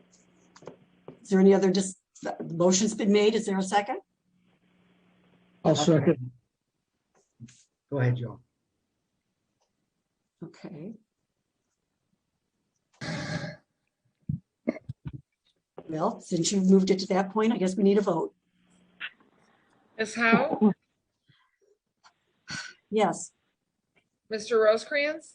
Yes. Ms. Butler Challenger? Yes. Mr. Wisswasser? Mr. Almarigi?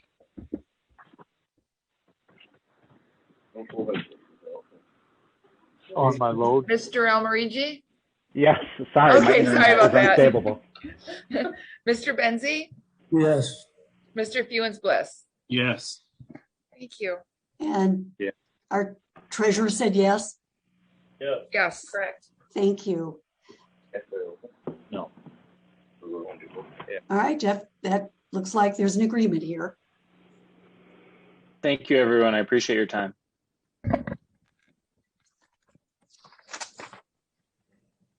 Okay, the next move we have is D as in David, which is the department's restructuring. Superintendent Hildebrandt. Thank you. During my time here at the township, it's become aware to me that many of the departments are departments of one, and they often have trouble communicating with each other or knowing what it is they should be communicating with each other. I have seen two instances in which bringing groups together has worked very well. So far, the assessing, planning, and building and zoning departments have been working closely as a team since the end of May. And they've been implementing some strategies that are improving their communication, and they're setting long and short-term goals.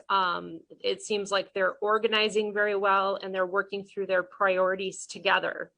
Another area where that is working very well is in the front office. Since Brenda Butler Challenger has become clerk, she has been organizing the front office and also organizing their work and their priorities along with Treasurer Wiswasser and I. She has the deputy treasurer up there, the deputy clerk, and then the front office assistant. And I gotta say that they're becoming a very well-oiled machine. There is a lot of work being completed up there, and I really think that these groups are working together because they're working as a team, and they're being led by someone that is able to help them both get organized, set goals, and communicate. I'm proposing to do that same thing with a couple of other areas in the township. I am open to your feedback, and I am open to your suggestions. So know that this plan is not concrete in my mind, but some of the positions are. So the first would be, and I've been told this, this terminology doesn't work, but community services department. I'm looking at putting an umbrella together of the recreation position, the farmers market, and the senior center, because they all provide critical and recreational services to our community. They fit well together and could, I believe, work well together. The part that we heard tonight was the public comment from Judy Gardy, the chair of the Senior Services Advisory Committee. And I would be open to how we craft the committees. I know for a while now, the Parks and Recreation Committee has struggled to even meet and find their role in advising the board on recreation. So I am proposing to combine that position and the farmers market position. Should the farmers market manager leave us, we've had a revolving door. I think in the 10 years that I've been here, we've had at least 6 or 7 farmers market managers. The most recent, Tom Straka, has done an excellent job in growing the farmers market and making it more successful. But I know that the kind of the revolving door continues with that position, and it's hard to obtain qualified, talented, creative individuals that will stay with you for any period of time for 10 to 15 hours a week. So taking parks, it's been recommended to me to take parks out of Parks and Recreation, as the DPW director and I currently work on the parks aspect of our facilities and our land, and just have that recreation person do the farmers market as well, since it is a community event. I'm proposing as well that the senior programs and services coordinator I know that Judy had mentioned it should be a full-time, and I agree with that. There are a lot of activities that we are currently should be doing, and I don't believe are doing well at this time.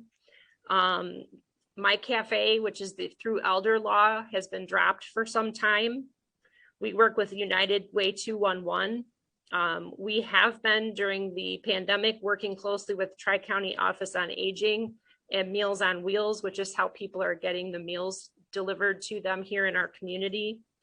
But there are other programs like the diaper bank. The library is a facility that could be providing more to assist us in developing a partnership and reaching out to more people in our community. The food bank and our food distribution, as well as Clinton Transit, are all things that I think our community needs greater emphasis on. So I'm looking at that. I would call putting those into an umbrella so that they could work together and look more at more programs than just the recreation programs. And I do believe that Chair Gardy is correct that we need to be looking at programs for all ages in our community. The second change I was looking at is the Director of Parks and Public Works. So all of our current public works employees are working members of that team. Unfortunately, because of that, Ben Zeeb is not often able to check on the quality of work, to check to see if projects are completed, and to make sure that people are staying up on training and certifications. So it's been very difficult for him, and I feel that we have many projects, including ones that you've already approved, including demolition of the Park Lake property, the electronic sign installation, the project at James Cousins, which includes more than Chris Hagerman's project, but it would also include the cupola project and possibly more, dependent on where we go in the next couple of years with that park. The Webster Road project is coming in 2023. And often the road committee assists me with the road construction and maintenance projects, but I believe that's something that could be overseen by him as well. We are also anticipating the retirement of one of our full-time employees there in the next year. And so we need to start planning for that. There may be another retirement in a couple of years after that, but we're losing a lot of knowledge of people that we've had here for a long time. And I would like to start implementing the transition sooner than later so that people can learn from each other, work together closer. The third change that I'm proposing is to create a deputy superintendent communications director position. The communications coordinator currently works very closely with me on a daily basis. She is a very sharp young lady and often is part of the decision-making that I make on a regular basis. I wouldn't say she thinks like me, but I think she understands how I think and the decisions I make. She is often approached by additional members in the office. I know she assists Treasurer Wiswasser. She assists the clerk on a day-to-day basis with projects and different things that they need assistance with. And in my absence, many times is able to make a decision to help someone move forward with a project. So I would suggest that she be made a deputy superintendent. So tonight, this is open for discussion. If you are in support of these changes, I will continue to work through this and bring job descriptions and more details to you. But I just wanted to get it out here so that we could have a discussion tonight and I could hear more of your ideas.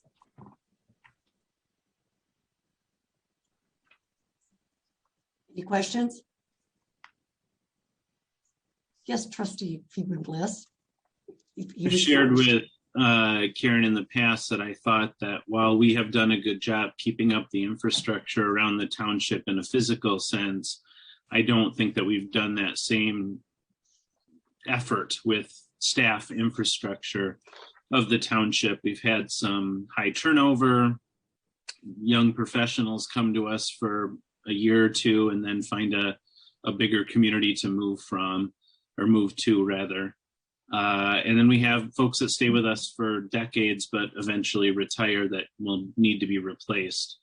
I think it makes a ton of sense for us to start investing in the human infrastructure of the township, especially as we look at a very healthy fund balance and extra federal funds coming in through ARPA that will help offset, as Commissioner Stacy was talking about earlier in the meeting. So I wholeheartedly support doubling down to make sure we've got the best township staff in the right positions to better serve folks in the public.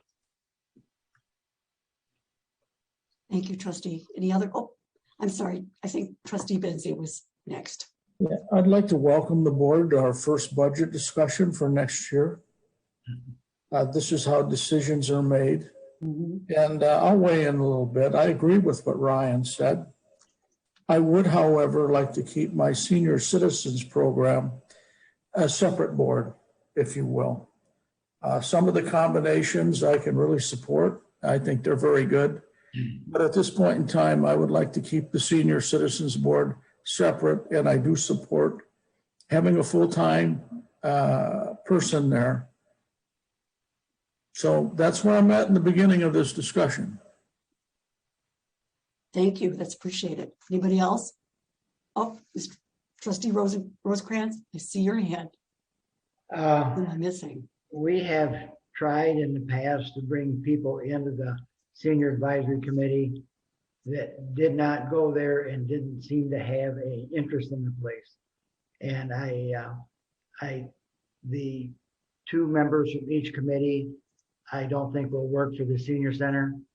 I think that the caring for each other in that senior center needs to be ensured so that we do have a chance to grow, because we don't know what's going to happen as soon as we open the doors. We might have a small amount, like when I first started coming there, or we might have the whole flock come back, which I hope will happen. So, any other questions? Comments? Trustee Almarigi, do you have your hand going? There you go. Thank you. I see you. So I am fully in support of this. I do think we need a little bit more information. You know, parts, I think the farmers market being merged in with Parks and Rec makes a lot of sense.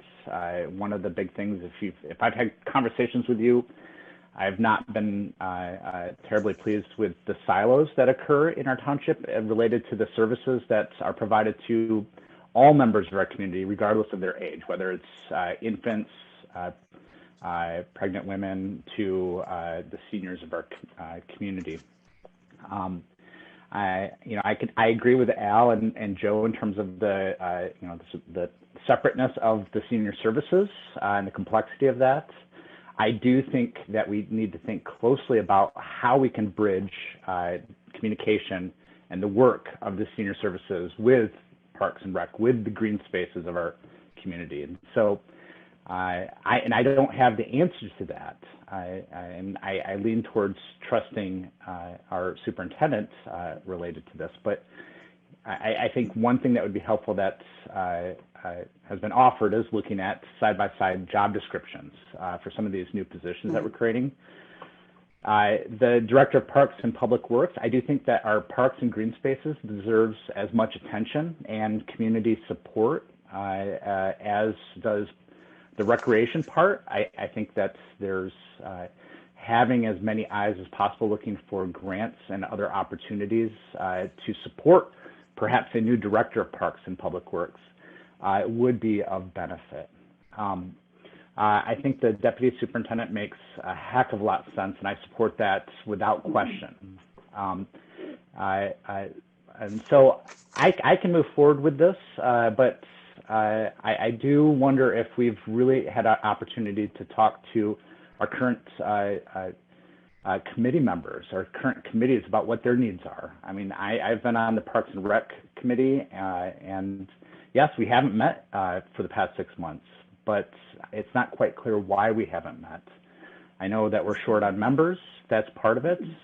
But there's been, I don't know, there's an atmosphere, and I don't know how to address that atmosphere. And I don't know if restructuring will fix that, or maybe it will, maybe it won't. So I think there's a larger discussion here that, I'm hoping maybe we can consider. I hate to interrupt. It's always the chicken or the egg for me. We've started sometimes at the committee level and had these discussions, and they don't gain support and therefore don't come to the board as the ones that would be approving the job descriptions, the changes, the budgeting. I thought I would start here, but we definitely need to have those conversations with the Senior Services Advisory Committee, with the board liaisons, with the farmers market, with all of them. I agree with you. So I say chicken or egg, because where do you start? Do you start here and go down, or do you start there and work up? So I'm completely willing to have those conversations with everyone and get input so that I can bring the best proposal back to you as the board that we can. I don't want people to feel, and I know previous Parks and Recreation members, one in particular comes to mind as a talented, smart individual that's now on another group in our community, felt like Parks and Rec was a waste of time and his talents. And I don't want anybody to feel that way. I want everyone to feel like they're making a contribution and they're helping our community. I know everyone's time is limited, and I think we can get to a better place where people feel like they're giving us what they can and that they're making a difference. So I'm willing to have those conversations. Trustee Benzie, and then I'm going to make a statement. A couple of things. Okay. First of all, on the first read through all of this is something I can afford. So I really appreciate that it's well within the lanes of what we could do. I also agree with Trustee Rosenkrantz. If you're going to be on a committee like the Senior Citizens Board, then you should be one of the people that goes there for lunch once in a while at least, and participates in that organization. Therefore, you would be in a better place to be advising what should be going on there with programs, and I wholeheartedly agree with that. But to kind of add to where we start with discussion, and we start by listening to each other. And we're doing a good job of that tonight. Thank you. Thank you. That was well put. All right. My thoughts, Superintendent, because I thought this was a lot initially when I first started reading it.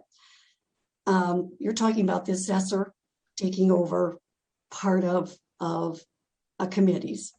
So I wasn't real sure about that. No, she's just team leading right now. There's no change in her position proposed.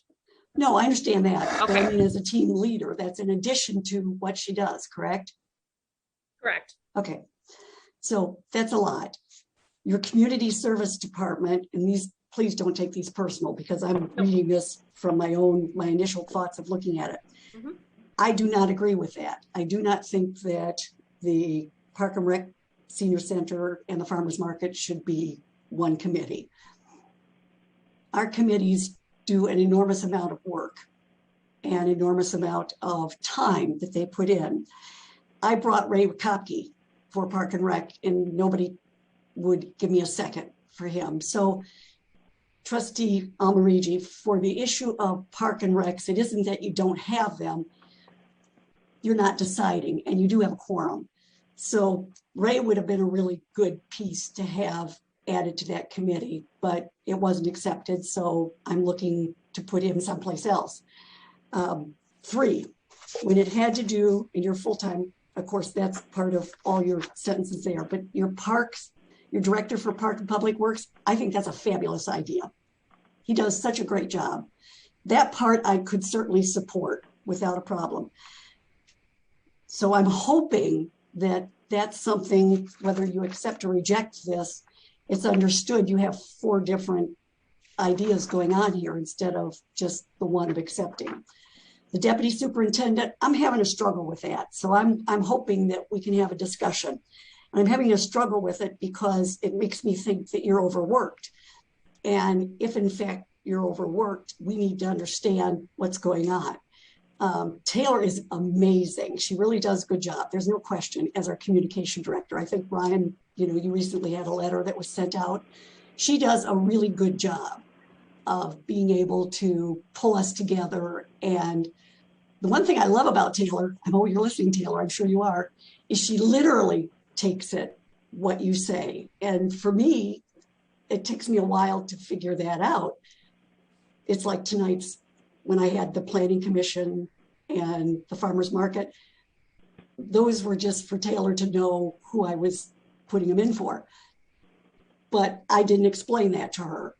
So she does do a really, really good job when it comes to communication, with what we want and how we do it. But I have a real problem with the deputy superintendent piece, only because that makes me think that maybe things are too complicated or there's too much work or whatever. And I see her on a regular basis. And it's true. When I have a question and you're not there, she answers it. But of course, she's in your office all the time. So she should know. And she's at meetings all the time. So yes, she is informed of what's going on. But I'm not sure the deputy supervisor or the superintendent is an area that you want to go into. And it certainly has nothing to do with her qualifications at all. So anyway, that's my input. Okay. So I would clarify. Thank you. I appreciate your comments. I really do. Yep. And then it's not a measure of being overworked. I think the complexity comes in when you have people in departments of one that are looking for your time. They want to come and they want to ask you questions. They want to have discussions about things. And instead of having one person represent 3 or 4 people, you have one person representing one person. So you have, let's just say you have 20 people vying for your time instead of 5 people vying for your time. So I don't think it's overworked. I think that I have a lot of direct reports that want attention, and I sometimes have a line out my door. And it's not that I can't answer those things. It's that if they were grouped and I was able to address them as a group or meet with one person who's bringing all of the questions or concerns up to me, I would have a better opportunity of communicating what needs to be communicated. So. No, I can certainly appreciate that. Thank you. All right. Jason, Trustee Almarigi, go ahead. I just want to remind Karen that she also has a needy board that will stand outside her office. So there's that demand on her time as well.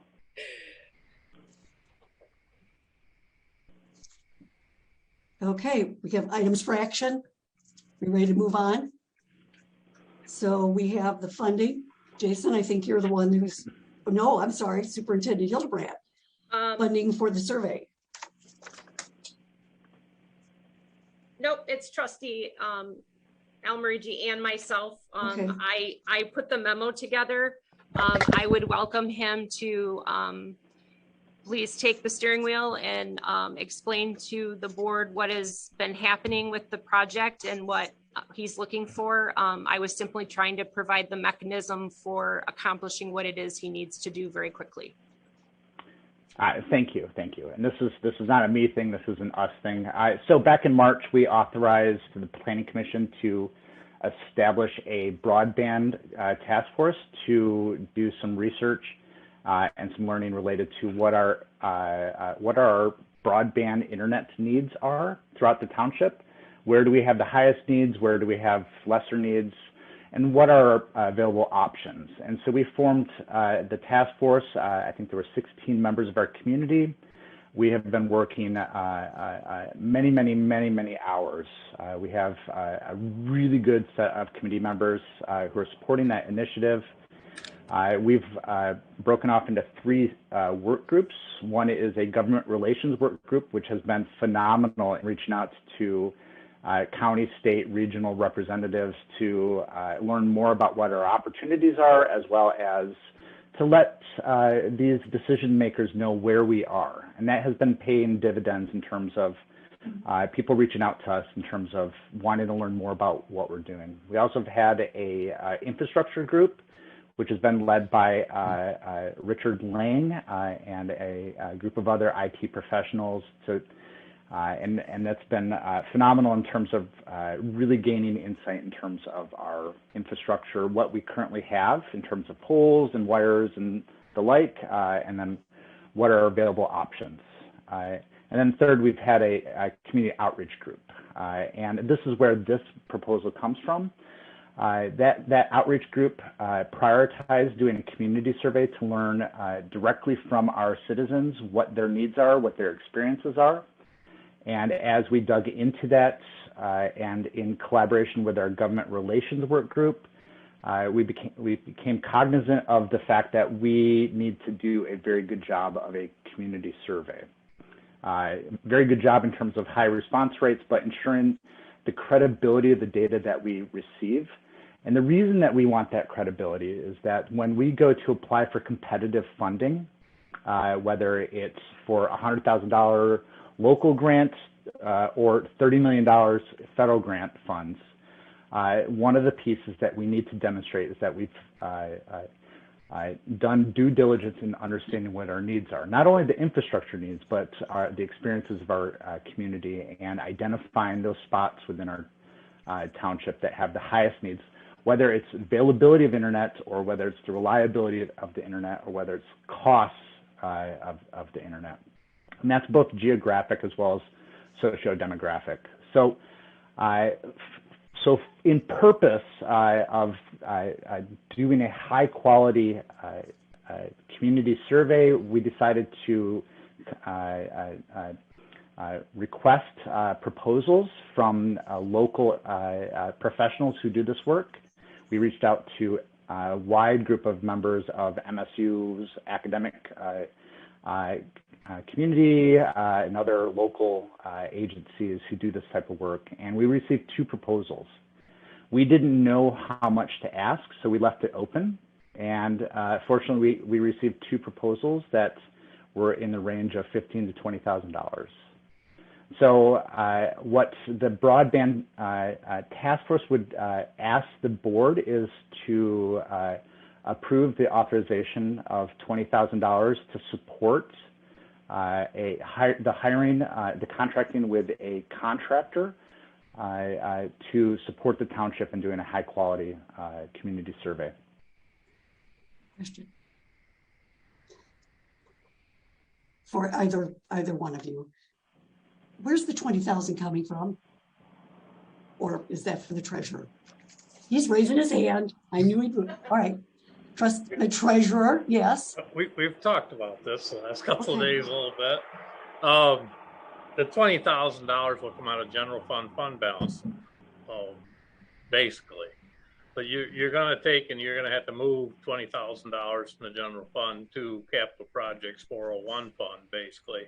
And eventually, it's going to find its way down to an expense line item 801 contractual and professional services. But the money will come from your general fund balance. And that won't happen. You won't see it show up there until the end of the year because of the multiple journal entries that have to be made here. But it basically will come out of your 101,000,390 account, which is your fund balance account. Right. That's where it'll come from. It has to go to capital outlay, capital projects, and then capital expense in the end for the contractual and professional services. I have the journal entries at that, but I worked with the auditor today, or not the auditor, excuse me, the accountant today a little bit about it, and we had another conversation with Superintendent Hildebrandt, and I'm very comfortable with where the money's coming from and where the money's going. No, I think that's a good explanation, except I have one question about the general fund. Is that DDA money? No, the DDA, No, okay. the DDA, Marie, you know this, we've discussed this. The DDA money is a fund by itself. It is a fund. It has nothing to do with the general fund. It's supposed to be a and it development still is fund. in the DDA money by legal action that we are involved in right now. That's not possible for that to ever be anything but DDA money until the time comes when it can be moved. No, that's what I wondered, because you talked about a development fund, and that's what I didn't know, if that was something that you created. Nope, there's Okay. nothing created here. You're taking this out of general fund balance, and it goes to the capital outlay, capital projects. The DDA is a total separate fund. It has nothing to do with the general fund.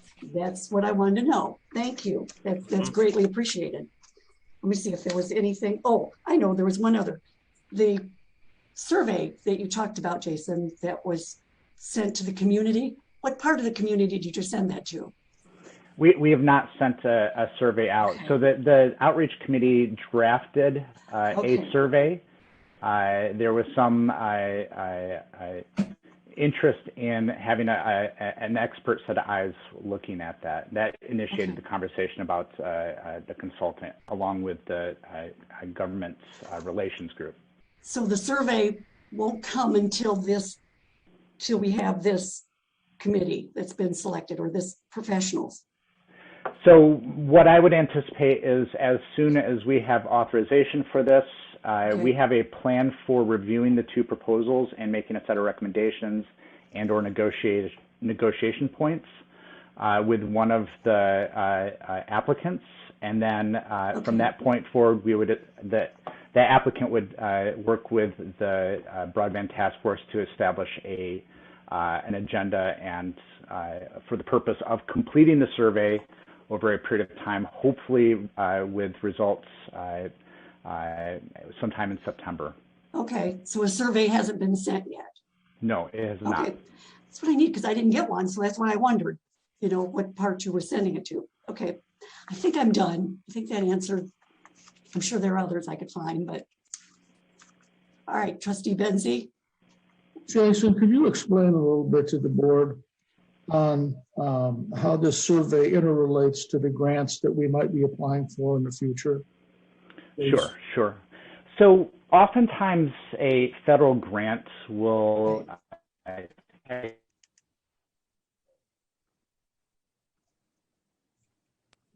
You went away. Did go away. Taylor.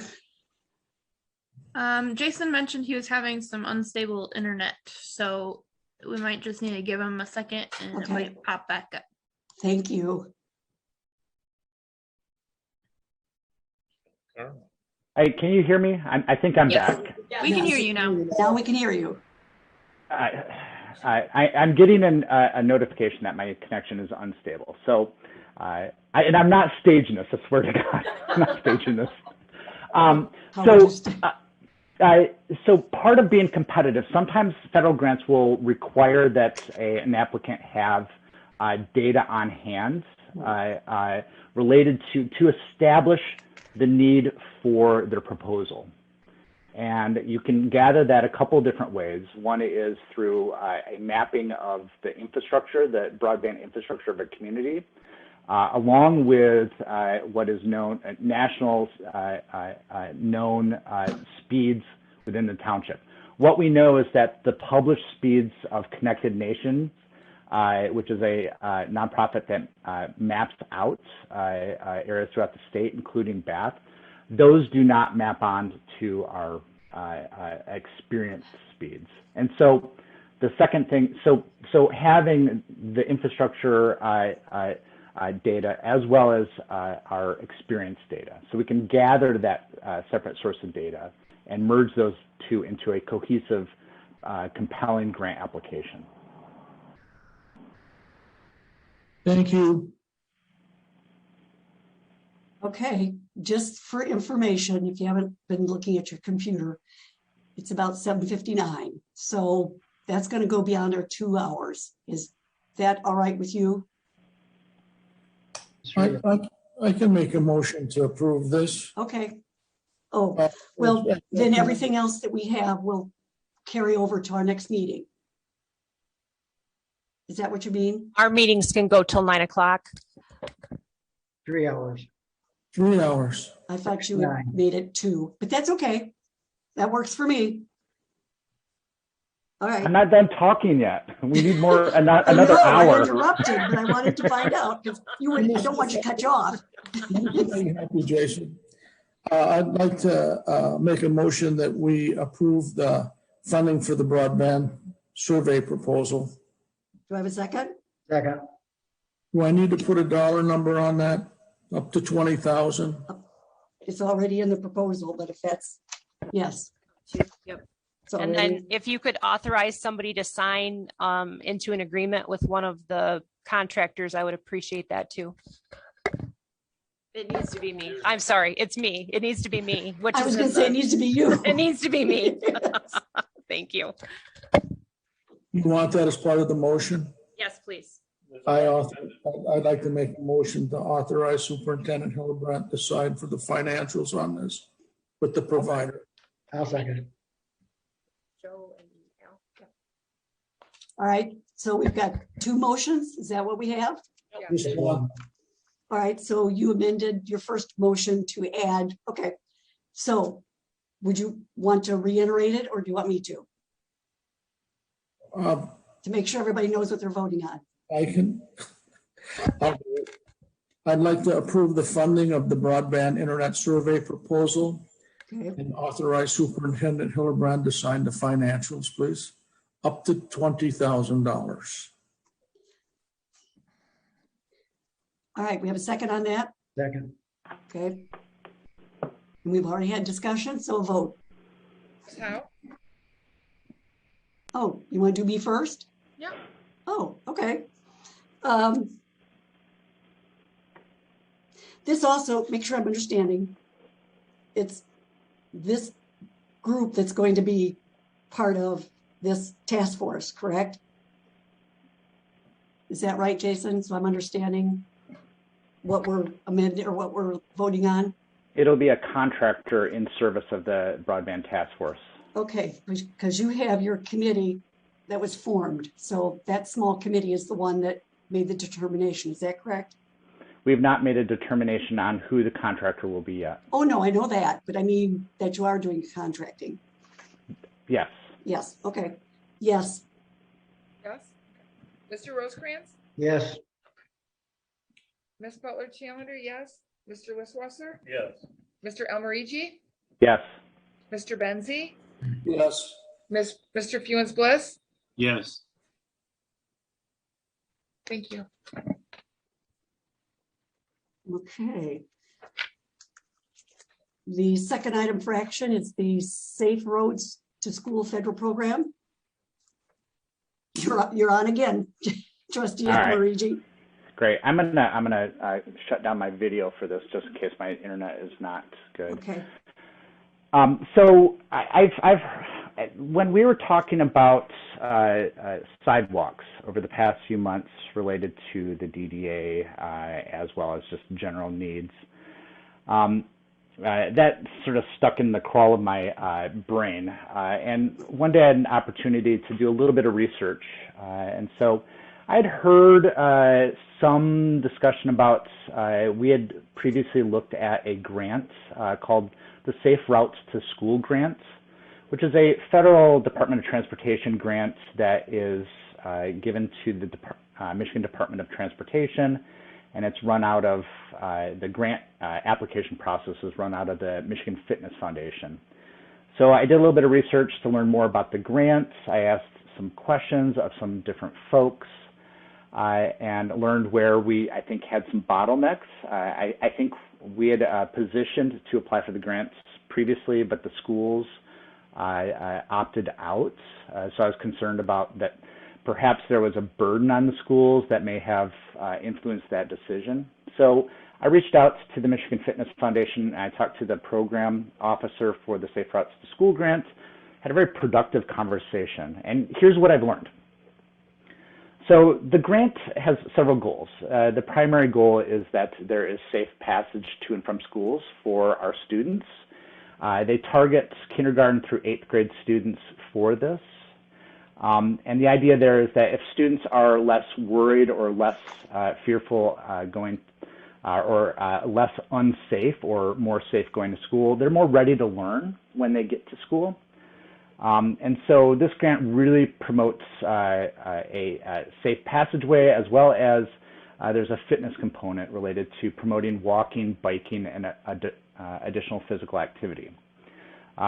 Secondary goals are to ease traffic as well as pollution, and then a tertiary goal of uniting communities. And so I bring all this because there's a wide range of things that we could do with this grant if we were to apply for it and also be awarded it.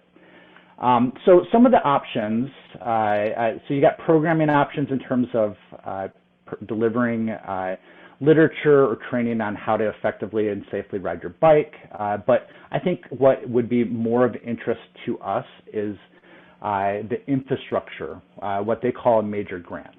And the infrastructure grant would support the repair of sidewalks, creating new sidewalks, closure of gaps between different sidewalks, curb ramps. There's other options in terms of creating bicycle lanes, widening outside lanes of our roads, creating turning lanes, geometric improvements, channelization of roadway realignment, whatever that means, traffic signs, pavement markings. It would could also support off-street bicycle and pedestrian facilities and multi-use trails. We could also use it for traffic calming improvements, whether they're roundabouts, bulb outs, or median refuges. It could also even support lighting that directly impacts the sidewalk or trails. So with this in mind, I'm thinking Webster Road. We're right in the middle of a lot of effort and work related to the Webster Road. And what would this grant do if we were to apply for it and get it?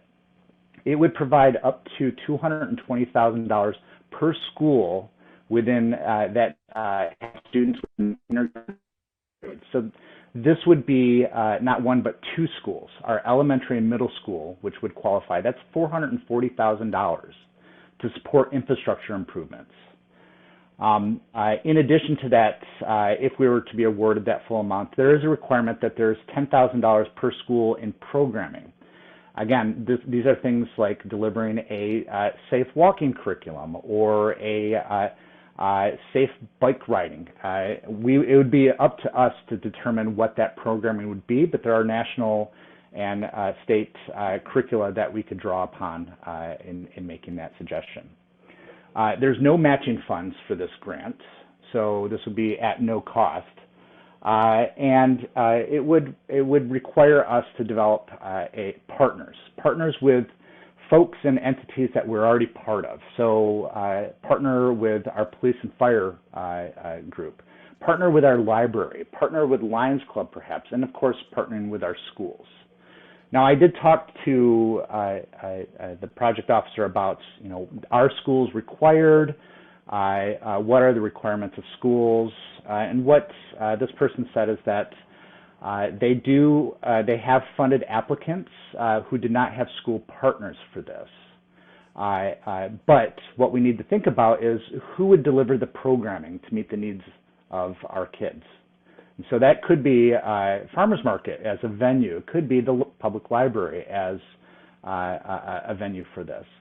So we're not we're not in a position where we would go after this and then go to the schools and say, hey, you need to do this, otherwise we won't get the money. We can approach it separately, differently in terms of bringing folks together to think about what are our needs related to the safety of our children. And so I would encourage us to think about this. Now, in terms of it's a fairly heavy lift to apply for this because there's some survey work that will need to be done. There's community planning. There's conducting walking and biking audits, which I think the Webster Road Committee has started this process already. And then creating an action plan. Now, the timing of this is kind of interesting. So the planning process would start now. The application would be due mid-October. We would hear whether or not we have preliminary approval for funding in March. And if we get that preliminary approval through Michigan Fitness Foundation, then we start the planning process with Michigan Department of Transportation. That takes about 9 to 12 months, according to the project officer, which puts the timing of this grant, I think, perfectly within what we're trying to accomplish with Webster Road. And I think we can expand upon what the Webster Road Committee would expect to do, whether it's outside the geographic frame of the Webster Road Committee to include sidewalks within Main Street and the roads between Main Street and the schools, or perhaps linking that last little leg on the other side of Webster after 69 towards Park Lake, so that we can link our public supported housing and the children within there as safe routes to school for them. So what am I asking? I'm asking the board first to provide some input, whether or not this makes sense for us to apply for it. If it does, I'm willing to help support the organization of this, but we'll need partners to think about, to come together to think about the planning and realizing what our needs are. I think, you know, it makes a lot of sense that a member of the Webster Road Committee should be there, a member of the schools, a member of the County Road Commission, but many of you have a lot more experience with who the key players are for this. And then if we do decide as a board that this does make sense to apply, we do have some support. Nick Tefelsky reached out to his former program at MSU, the Urban Planning Department, and a professor he worked for. That professor is willing to support us, at least start a conversation. And I believe, if I remember correctly, he may have some grant funds to devote some student time to supporting this work. So in sum, I think this is a tremendous opportunity for us. I think that we may not have the barriers that we thought we had with this. I think it's a key source of funds to accomplish those elements that we want to accomplish, but using federal dollars instead of our general fund dollars. Thank So with you, that, Trustee any Elbridge. questions? Anybody got any question? Okay, Trustee Edwins Bliss. Jason, did you talk to the former supervisor, Paula Clark, at all? I know she was the one who was championing this the first go round. I have not talked to her yet, but I am very willing to reach out to her to learn more about what she came across. Like I said, I've heard stories about, you know, where the barrier was, but I've not heard that firsthand. Is there any other question? Oh, okay, I got two hands going. I can wait. You can wait. I was going to say, Trustee Benzie, go right ahead. Go ahead, Trustee Benzie. No, I defer to Superintendent Hill. Oh, you guys don't have to do that, but thank you. So I was going to mention, I'll talk about Webster Road project in just a moment during my superintendent's report, but excuse me. Bless you. Excuse me. There are things when we walk to identify the infrastructure. There were several. When you come to a crossing at the sidewalk where it interfaces with the road, many times we don't have the right grade. We're missing the rumble strips that let people that are blind, let them know that they're about to come into oncoming traffic. There are things such as down by Spags, the store, and across from the store by the Dollar General. There is a ramp that goes out into the street and it does not align with another sidewalk. If we were to try to address those things, those are all going to come at a cost to Bath Township. And I think this, I do believe Trustee Elmarigi is correct that this perfectly aligns with Webster Road and would allow us to fix some of those things and to do even more. The project that we're currently working on with sidewalk running from the township from Drumheller Road down to 69 is $100,000. So I can tell you the money doesn't go far So this not having a match and having the capability of us to have $440,000 is amazing. So I hope you would support this, and I'm willing to work on it as well.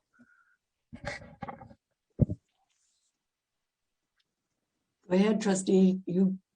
The only thing I have to add is sometimes timing is everything. And the combination of this opportunity with the Webster Road project that's coming up, that's a dream shot. So I'll support this, no problem.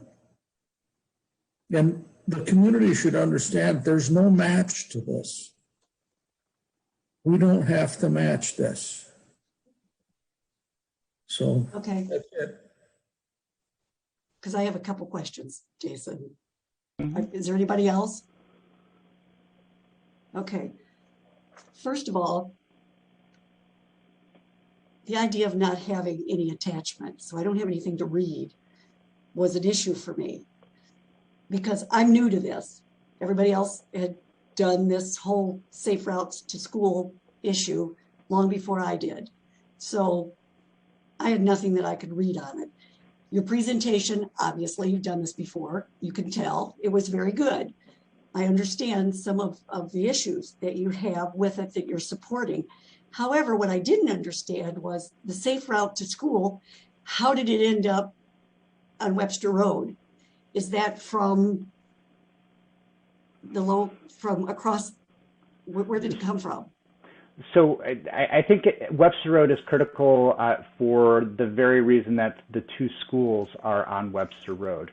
Now, the question is, do we go Main Street towards the Hunters Crossing subdivision for that connection?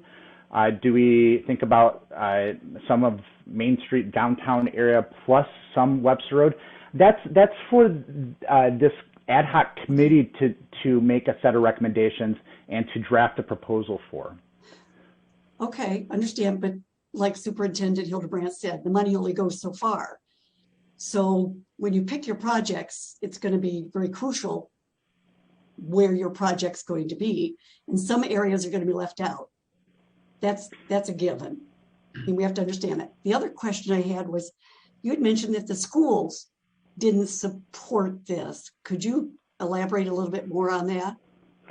I can only speculate. Okay. It was the former superintendent, I believe, who opted out from that. And that would, from that opportunity. His name? Offhand, I do not remember that person's name. Anybody here remember? Jake. I'm sorry, what was it? Jake. Hoffman. Oh, Jake Hoffman. Got it. Okay. So I can speculate as to why, because there's programming funds that are required if you go after the infrastructure.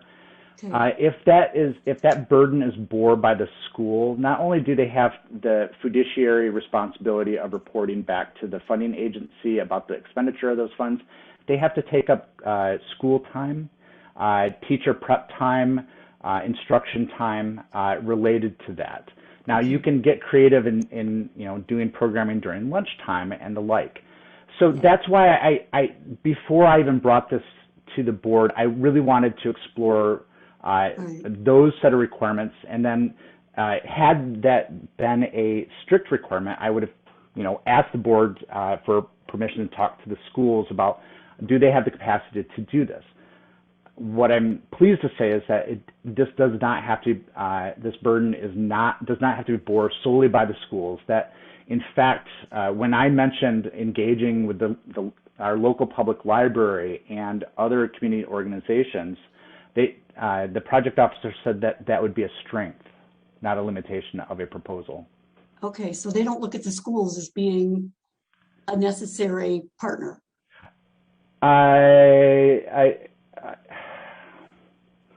Of course, the schools are important in this process.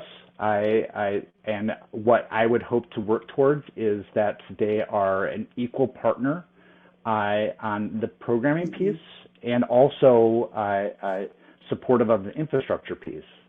But again, all I'm asking is for support to bring folks together to start the conversation. But we don't have anything in writing on it, right? I mean, at this point, There's nothing in writing yet. I can send you the website along with some literature related to the grant opportunity. No, I understand that. I guess I'm sorry, Nick, you had your hand up. Yeah, thank you. I just wanted to speak a little bit more to this, I guess, from my experience. So this professor at Michigan State, his name is Wayne B.A. That's the professor that I put Jason in contact with. I worked with him for about 10 months, and just on the projects that we worked on in that time, from what I'm recalling, I believe they were primarily in the Upper Peninsula, but we were able to secure upwards of $880,000 in funding. And so, you know, in terms of the technical strength from the MSU side, it's fantastic. Sure. Just as it relates to this project in general, I'm not hearing much opposition, but I just want to reiterate that this is essentially the definition of a no-brainer. You know, free money, there's no match. And given the endless conversations that have been had about sidewalk conditions downtown and Webster Road, you know, I can't stress enough that this is, I'm trying to remember the exact term that Trustee Benzie used, but, you know, reiterate that sentiment. So, you know, I, of course, won't be around to see this through, but have all the faith in the world that between Trustee Almarici and the township staff and then members of the community that this is a really good idea and a very good project. You know, so this is just an initial discussion. You know, nothing set in stone as to which particular routes they're looking at. Okay. Nope, that's appreciated. All right. So what we're looking at then at this point is just information.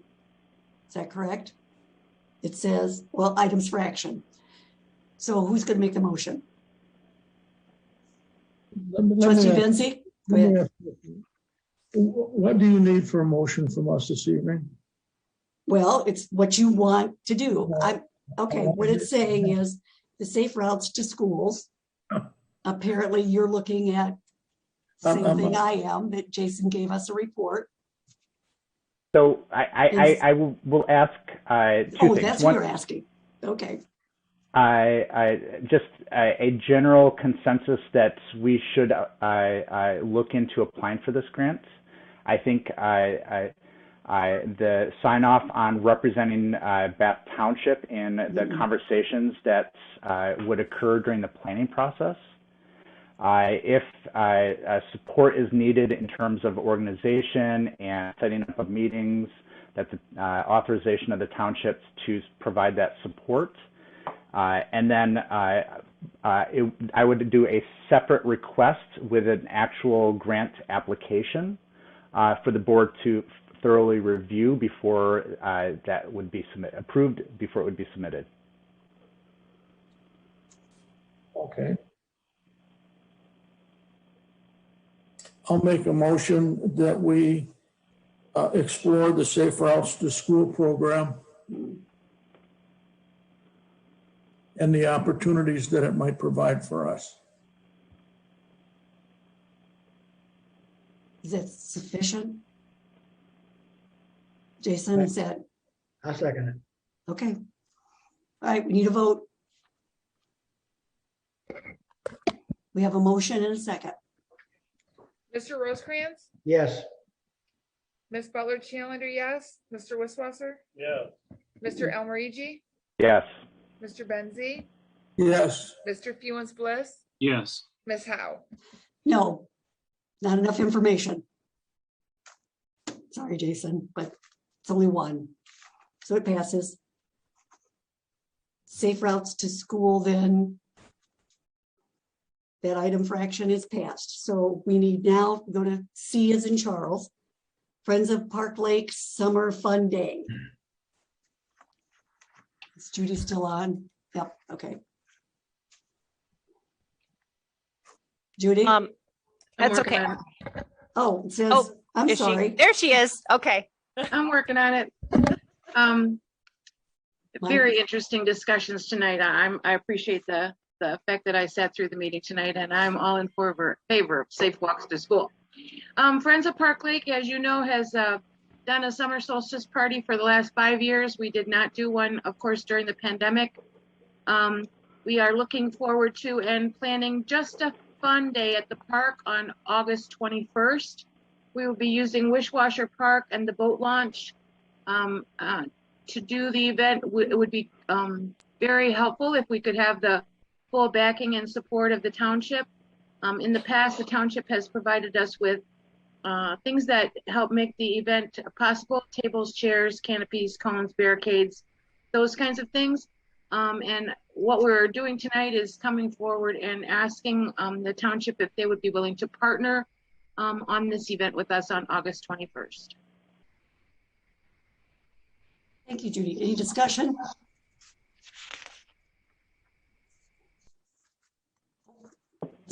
Trustee Rosencrantz?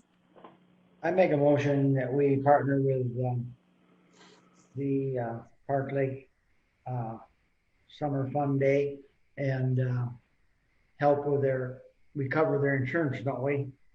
Yes, we do. That was one of the questions I was going to ask. Yeah, we cover the insurance and all support of our police and fire department. We cover the insurance, correct? Yes, Okay, so if someone gets hurt, the township's responsible. Is that right? insurance is responsible. No, well, that's what I mean. I'll We could- second. no, I'll I know second. this is out of order, but you made the motion before we had a chance to discuss it, and that was my question. We can discuss it now. Well, we are. So Yeah. go ahead, Judy, what is your thoughts? So we become a one-day rider on your park liability insurance is all. Okay. You just add our organization. The price last year or the last time we did it was $25 for you to add us for one day of liability insurance to your insurance policy for the park. Okay, do we get a copy of that? Yep. Okay, cool. We do the paperwork and get the approval.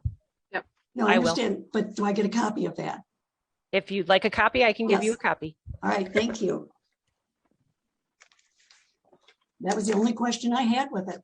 I think it's a good idea. Okay, discussion's over. Oh, apparently not. Trustee Arborigi, you got a question or a discussion? Sure. Did we make a decision about whether or not we would provide some financial support in the form of a grant? And if so, what amount? In the past, we have not provided financial support. We provide all the equipment. We provide the park at no cost and the boat launch. Obviously, you can't rent the boat launch, so that's at no cost as well. And then the liability insurance, and then we make every effort to promote them in every respect that we can, including Facebook, website, etc. Thank you.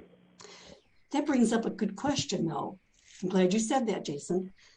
Are we a 501c3? Is Bath Township? No. So our donations are not tax deductible. In general, we don't make donations. In the past, if there's a summer solstice program, we would purchase ads in that program to help support the event. But in general, we don't give monetary donations. No, I understand, because in your, well, I'll talk to you about it, because it is written that donations are tax deductible. And I forgot about it until Jason brought it up. So I'll touch base with you later about that. So as far as we know at this point, any donations that we make to this organization or this program that Judy wants to do is not tax deductible. Is that correct? Friends of Park Lake is a nonprofit. Right. So donations The to Friends them are. is tax deductible. But if I personally make a donation, it's not tax deductible. It is, because It is. Friends of Park Lake Okay. is a nonprofit. Yep, we have a 501c. Even though as a supervisor or superintendent, you can put that in as a supervisor, that's part of Bath Township. So that's The still Friends tax of Park Lake is a separate organization. You're not you're not using township money. You're using personal money. Okay, gotcha. Thank you. All right, any more discussion? If not, we'll take a vote. We didn't catch who made the second. I think Joe made a second, Joe didn't he? did. Okay. Al did. Thank you. I made the second, Al made the motion. Thank you. That's what okay. Butler Challenger, yes. Mr. Wisswasser? Yes. Mr. Almarigi? Yes. Mr. Benzi? Yes. Mr. Fuens Bliss? Yes. Ms. Howe? Yes. Mr. Rosecrans? Yes. Okay. Thank you. Thank you, Judy. Thank you, Thank you very Judy. much. Okay, we are, so D as in David, we want the special license application for Farm to Fork by Farmers Market.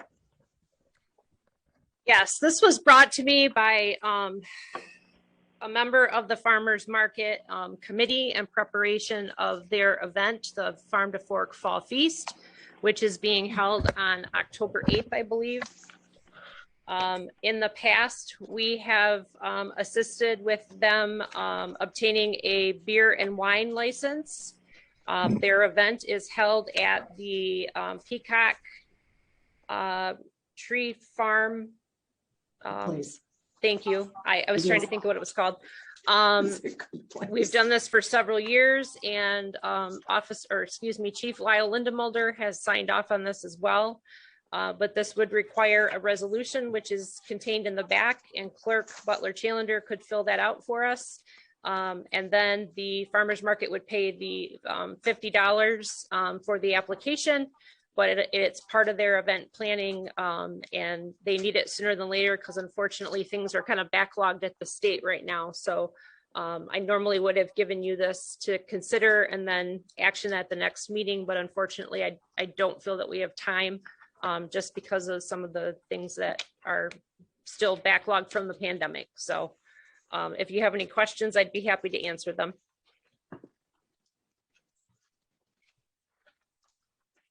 The only question I have, has anybody else got a question? Oh, I'm sorry, I'm looking down instead of up. Okay. Trustee Almarigi, you had a question? I have a motion. Oh, well, I have a question. Hang on to your motion. Just for 1 second. The credit card authorization, that's this last page. Is that the one that Brenda fills out? No, Brenda fills out the resolution. Okay. Which is the second to last page. That's okay. Yep, and then it would require the signature of you as the supervisor to proceed if the board chooses to approve this. That's what I was looking for. Okay, all right, go ahead with your motion, Jason, sorry. It's the paperwork. I move to accept the Farmers Market Farm to Fork Feast special license application in the form of a resolution by the township. I'll second. Okay, who's second? You guys got a tie. I heard Ryan, but. Ryan. Okay. I was gonna say, sorry, Al, you're not loud enough. All right, so we need a vote. Yes. Mr. Benzi? Yes. Mr. Fuens Bliss? Yes. Ms. Howe? Yes. Mr. Rosecrans? Yes. Ms. Butler Challenger, yes. Mr. Wisswasser? Yes.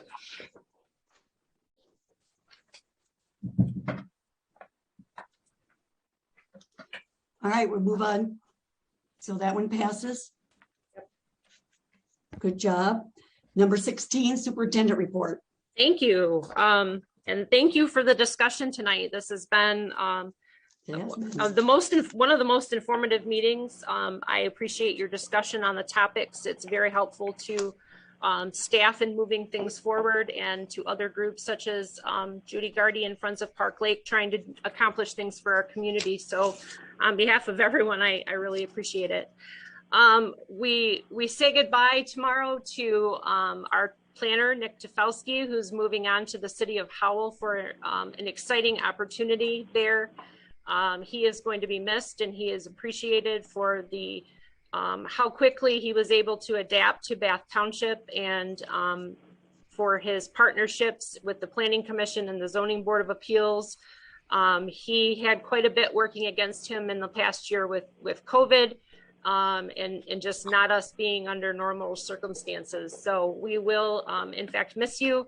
And now we move on to the hiring process, which I'm happy to report we have 3 qualified candidates that I'm looking at interviewing. The position is still open through, I think, Wednesday, but I have 3 really good candidates at this time. If additional candidates come in, we will move ahead to interview those as well. But I would like to start the process of at least scheduling so we can get them on the books.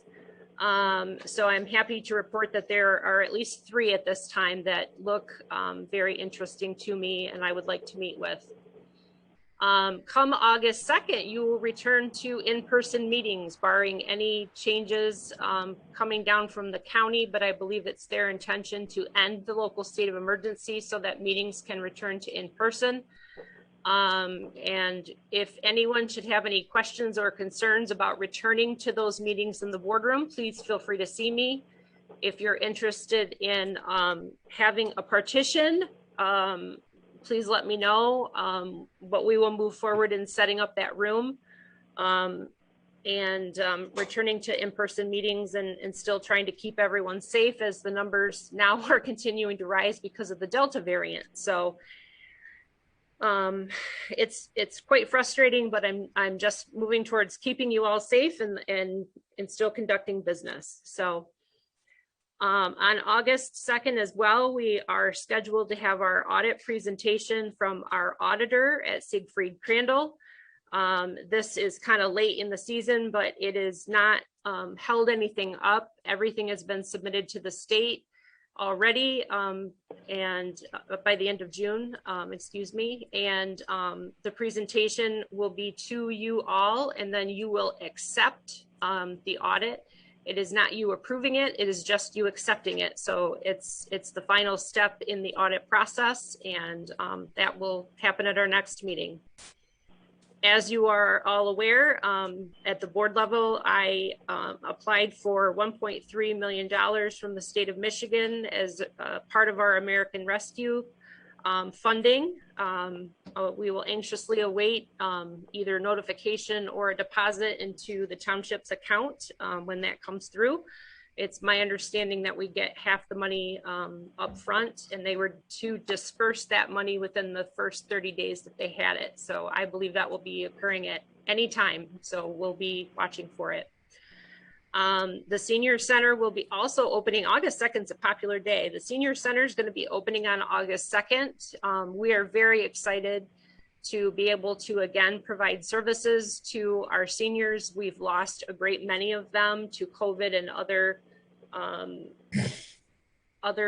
causes of death over the last year, and it's sad. I think it will be a sad but joyous reunification of all of them. I think they're looking forward to seeing each other again and visiting, catching up, and eating some good food. So we are moving towards that end. Treasurer Wiswasser and I will work on some, as we have some new staff policies for the funds over there, and do some training in terms of some additional responsibilities for the new employees. And we're just looking forward to kind of getting back to normal. I kind of feel like that's the last step in getting back to normal. So we will open, and we're very excited to see everyone. One final thing, I included tonight the 2019 application for the Webster Road project, and you'll notice that it is old and out of date. We're working right now to shore up this application with the proper information and the current project. At this time, we are looking at implementing the non-motorized trail down the east side of the road. So it would cross over at Drumheller and would head down the east side of the road down to just north of where the highway meets Webster Road. This is still, it's unknown at this time whether the money, we had approximated it at $114,000. Based on some of the grading, the grade that we're dealing with, it may end up being more, but we will know that before this is submitted, and you will have an opportunity to see it at that time. The Webster Road Committee has been working very hard on this, and I'm proud of the work they're doing. We have a very thoughtful, educated group of individuals that are very committed to making sure this community is safe, whether you bike, drive, or walk. They are very dedicated to making sure this community is safe. I'm proud of that. So you will have more to come on this. And at this time, I don't think I have anything more, but if you have any questions for me, please let me know. Any questions? I have one. Okay. All right. On your page 2, just trying to help me understand. It's either 119,000 or 114,000. Is that the difference between 2019 and 2021? I know it. We requested, so back we requested 114,000. It's a 20% match. Right. And so I'm unclear why there are 2 different totals. Source of non-participating funds. Okay, that's. I may have to ask that. I'm sorry, I can't answer that for you right now. Okay. All right. Any other questions? That was the only one that I think I had, Okay. Karen. I can get more information though from Mark Trotter. He's been helping to put this together for us. He's a good man. He is. He's a very sharp man. He is very sharp. Maybe I should ask one more. This Okay, drawing that's in here, I'm sorry. No, go ahead. You're The fine. drawing that's in here, Mm-hmm. what is your is this going from Drumheller to 69 or is it? Yes, it is going from Drumheller. It crosses at Drumheller across to the east side of the road, and then So- it goes down to the highway. So this map, north is on the front, right? I mean, up. Yes. Like it would normally be. Okay. Yes. And then your east, no, it would be north. Okay. Hang on here. I'll get it. East side and then west side. Okay. Yep. Got it. So it's going from Drumheller to 69. Yes. Okay.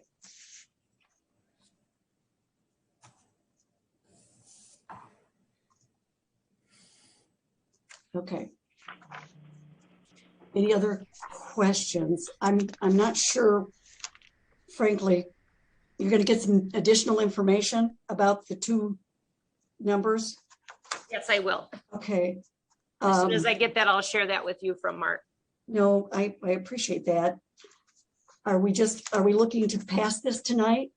No, the Okay. updated application will come back to you for approval. So That's what I thought. But what I wanted you to see was the initial layout of the project. This has been in the works for many years, and we actually deferred the project to DeWitt Township, I believe, and so we could get more time. So this is what was drawn up initially, and we're working to update it currently. Oh, and this money's coming out of the general fund. I don't know where it will come. We'll see where it best comes. If it comes out of roads, then it'll come out of the DPW department. Okay, so we don't know where it's coming from. You have to kind of look at that. So it could come from Okay. the American Rescue money too. Okay. So Nope, just not sure where it's coming from. Okay, several potential sources. okay. Public statements. Taylor? Yes, if anyone would like to make a public statement at this time, you may raise your physical hand, you may raise your Zoom hand, or dial *9 if you have phoned in. Nick, go ahead. Thank you. So I just want to state that, I know Superintendent Hildebrandt hinted to it, and I know the board is aware of it, as is my planning commission, but tomorrow is my last day with Bath I was going Township. to say is, As she said, I Yeah. am starting a position in early August with the City of Howell as their Community Development Director. But I just wanted to take a moment to thank the board and the Planning Commission for their support. Thank Karen for being a fantastic boss, and everyone in the office for being great coworkers. It's a very wonderful work environment, and that's what made it such a difficult decision. I think that even in the short time I've been with the township, that we've accomplished a lot planning related. And I really do feel that the township as a whole is headed in the right direction. And I look forward to watching that continued progress from afar. That's all I've got. Thank you. thanks, Nick. You're going to be missed. George, go ahead. I just, there's a few things. Normally I watch your videos or watch it on Facebook and I don't comment, which I'm thankful for that. But tonight I'm going to just make a couple quick ones. I wanted to echo Superintendent Hildebrandt's statement about the museum project. That was appreciated, Chris. And also thank those that work in the office, Superintendent Hildebrandt and her staff do a wonderful job helping getting our meetings around and all our paperwork and stuff, and Taylor and you know, all those behind the scenes, Fee and Bert and those. I'm appreciative of that to make our planning commission successful and also the other committees that operate in the township successful. So I appreciate that. Nick, thank you. When Nick started, he jumped in both feet and he went right to work. And I know he put a lot of hours in, doing a lot of background work, a lot of legwork for our committee, a lot of rewording, reworking. And then after he brought it to us, he did it again and again. And that's greatly appreciated. Greatly appreciate the respect you showed each of us and your preparation for your job in our meetings. It's greatly appreciated to be able to come to you with any questions. I'm grateful for that. Also, the comprehensive plan. I know Nick has spent a lot of time on that, along with Taylor and others, including Jason, long before me and others. I'm excited to see that, and I thank you, Nick, for all the work you did as you come into our community, and almost like immediately it was like you were part of our community. So I thank you for that. Congratulations. Good luck.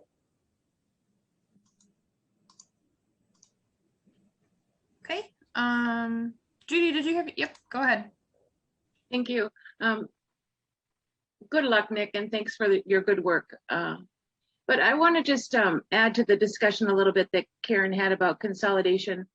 I think that we have to really move beyond our narrow thinking about parks and consider the green space that we have in our community and the importance it is to be interconnected through our green spaces with other communities in our region. Personally, I'm not sure that's not too much work for DPW. I know they're overwhelmed with work right now and continue to be, but I just would like for us to be forward thinking, and as we continue this discussion, consider not just parks, but green spaces in our community. Thank you. Okay. Phone number ending in 830. You can unmute by dialing *6. It said I'm unmuted, so am I? Yes. Yes. Okay, good. This is Rick Curtis, Park Lake Road. A couple things that I'd like to bring up. One is thank you, Chris, for carrying on, which was one of the cornerstone projects that the DDA had in mind, and that's the tree planting and of course the cupola project, which Karen mentioned. And I hope to see that goes through. And my company will be willing to put forth a monetary donation. And every time I've asked my guys to give up some physical labor time, they've always jumped to the chance to help out the soccer kids, the baseball, the football team, and the scouts and that sort of thing. So I expect that they'll probably be there if it fits in with our schedule when this project goes down. So I don't know if Chris is still in the meeting or not, but I will contact him if he's not, and we'll make sure that happens. The other thing I'd like to see is I'd hate to burden the entire cost of this project to the museum committee, since that was one of the things that DDA money was earmarked for. I would also mention that one of the things that the DDA had in mind was contributing up to $100,000 of their $280,000 toward the Webster Road project. However, when I met with Treasurer Wiswasser, he told me that they had that handled and that they wouldn't need our help. So I would hate to see that money would be spent on that when it could go to other areas. Just a little note of clarification. I don't know if this still stands or not, but back when I originally wrote the boardroom rules, one of the things we didn't do was we didn't vote on or make motions on items for introduction.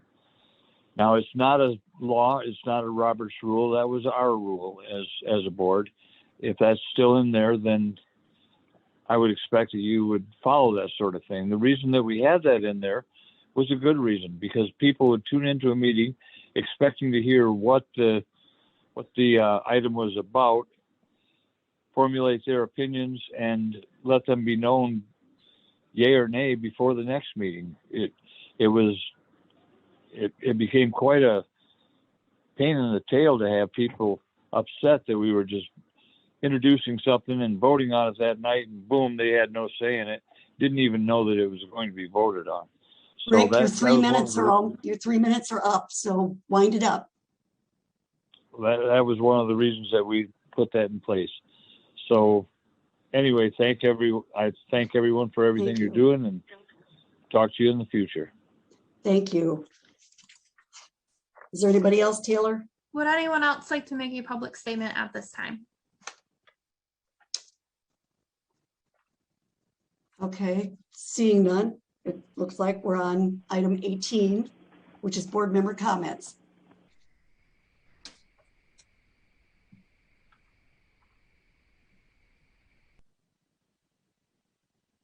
Al, go ahead. Rosenkrantz. I'd just like to congratulate Nick on his new job. We'll miss you. Thank you for everybody, Jason and Karen and everybody that is doing all of the hard work. Jason for going to the Michigan State and finding the money for the sidewalk that maybe we can end up having.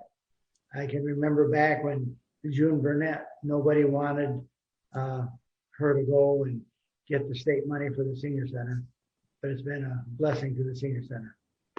Thank you. Thanks, Al. Trustee Benzie. Yeah, I'd like to congratulate Nick on his new position. Did an outstanding job for us while he was here. And I really appreciate him returning every phone call I ever made. That's true. Well, good luck, Nick.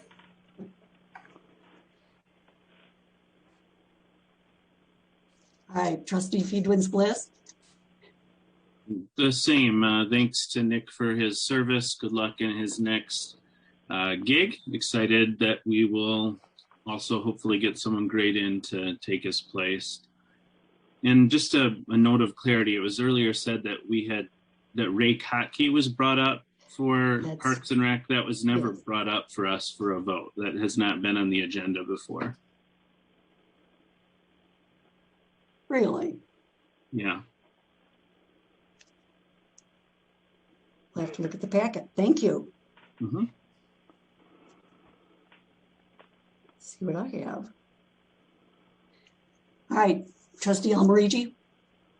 I want to thank everyone for their support and their ideas, except for Nick, because he's leaving us and that makes me mad.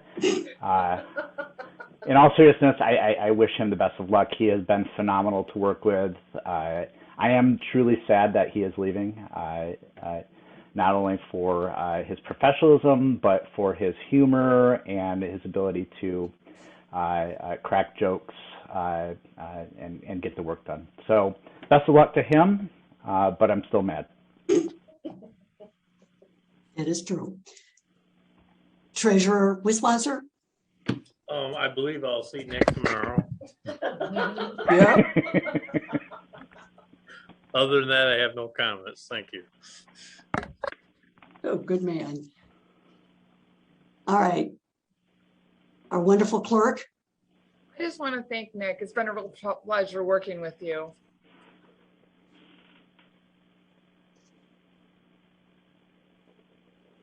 And myself. All right, Nick, you already blacked yourself out, but I'll see you tomorrow also. So you've been wonderful, to say the least. All right, is there anybody else? So it looks like we need a vote. Did I miss somebody?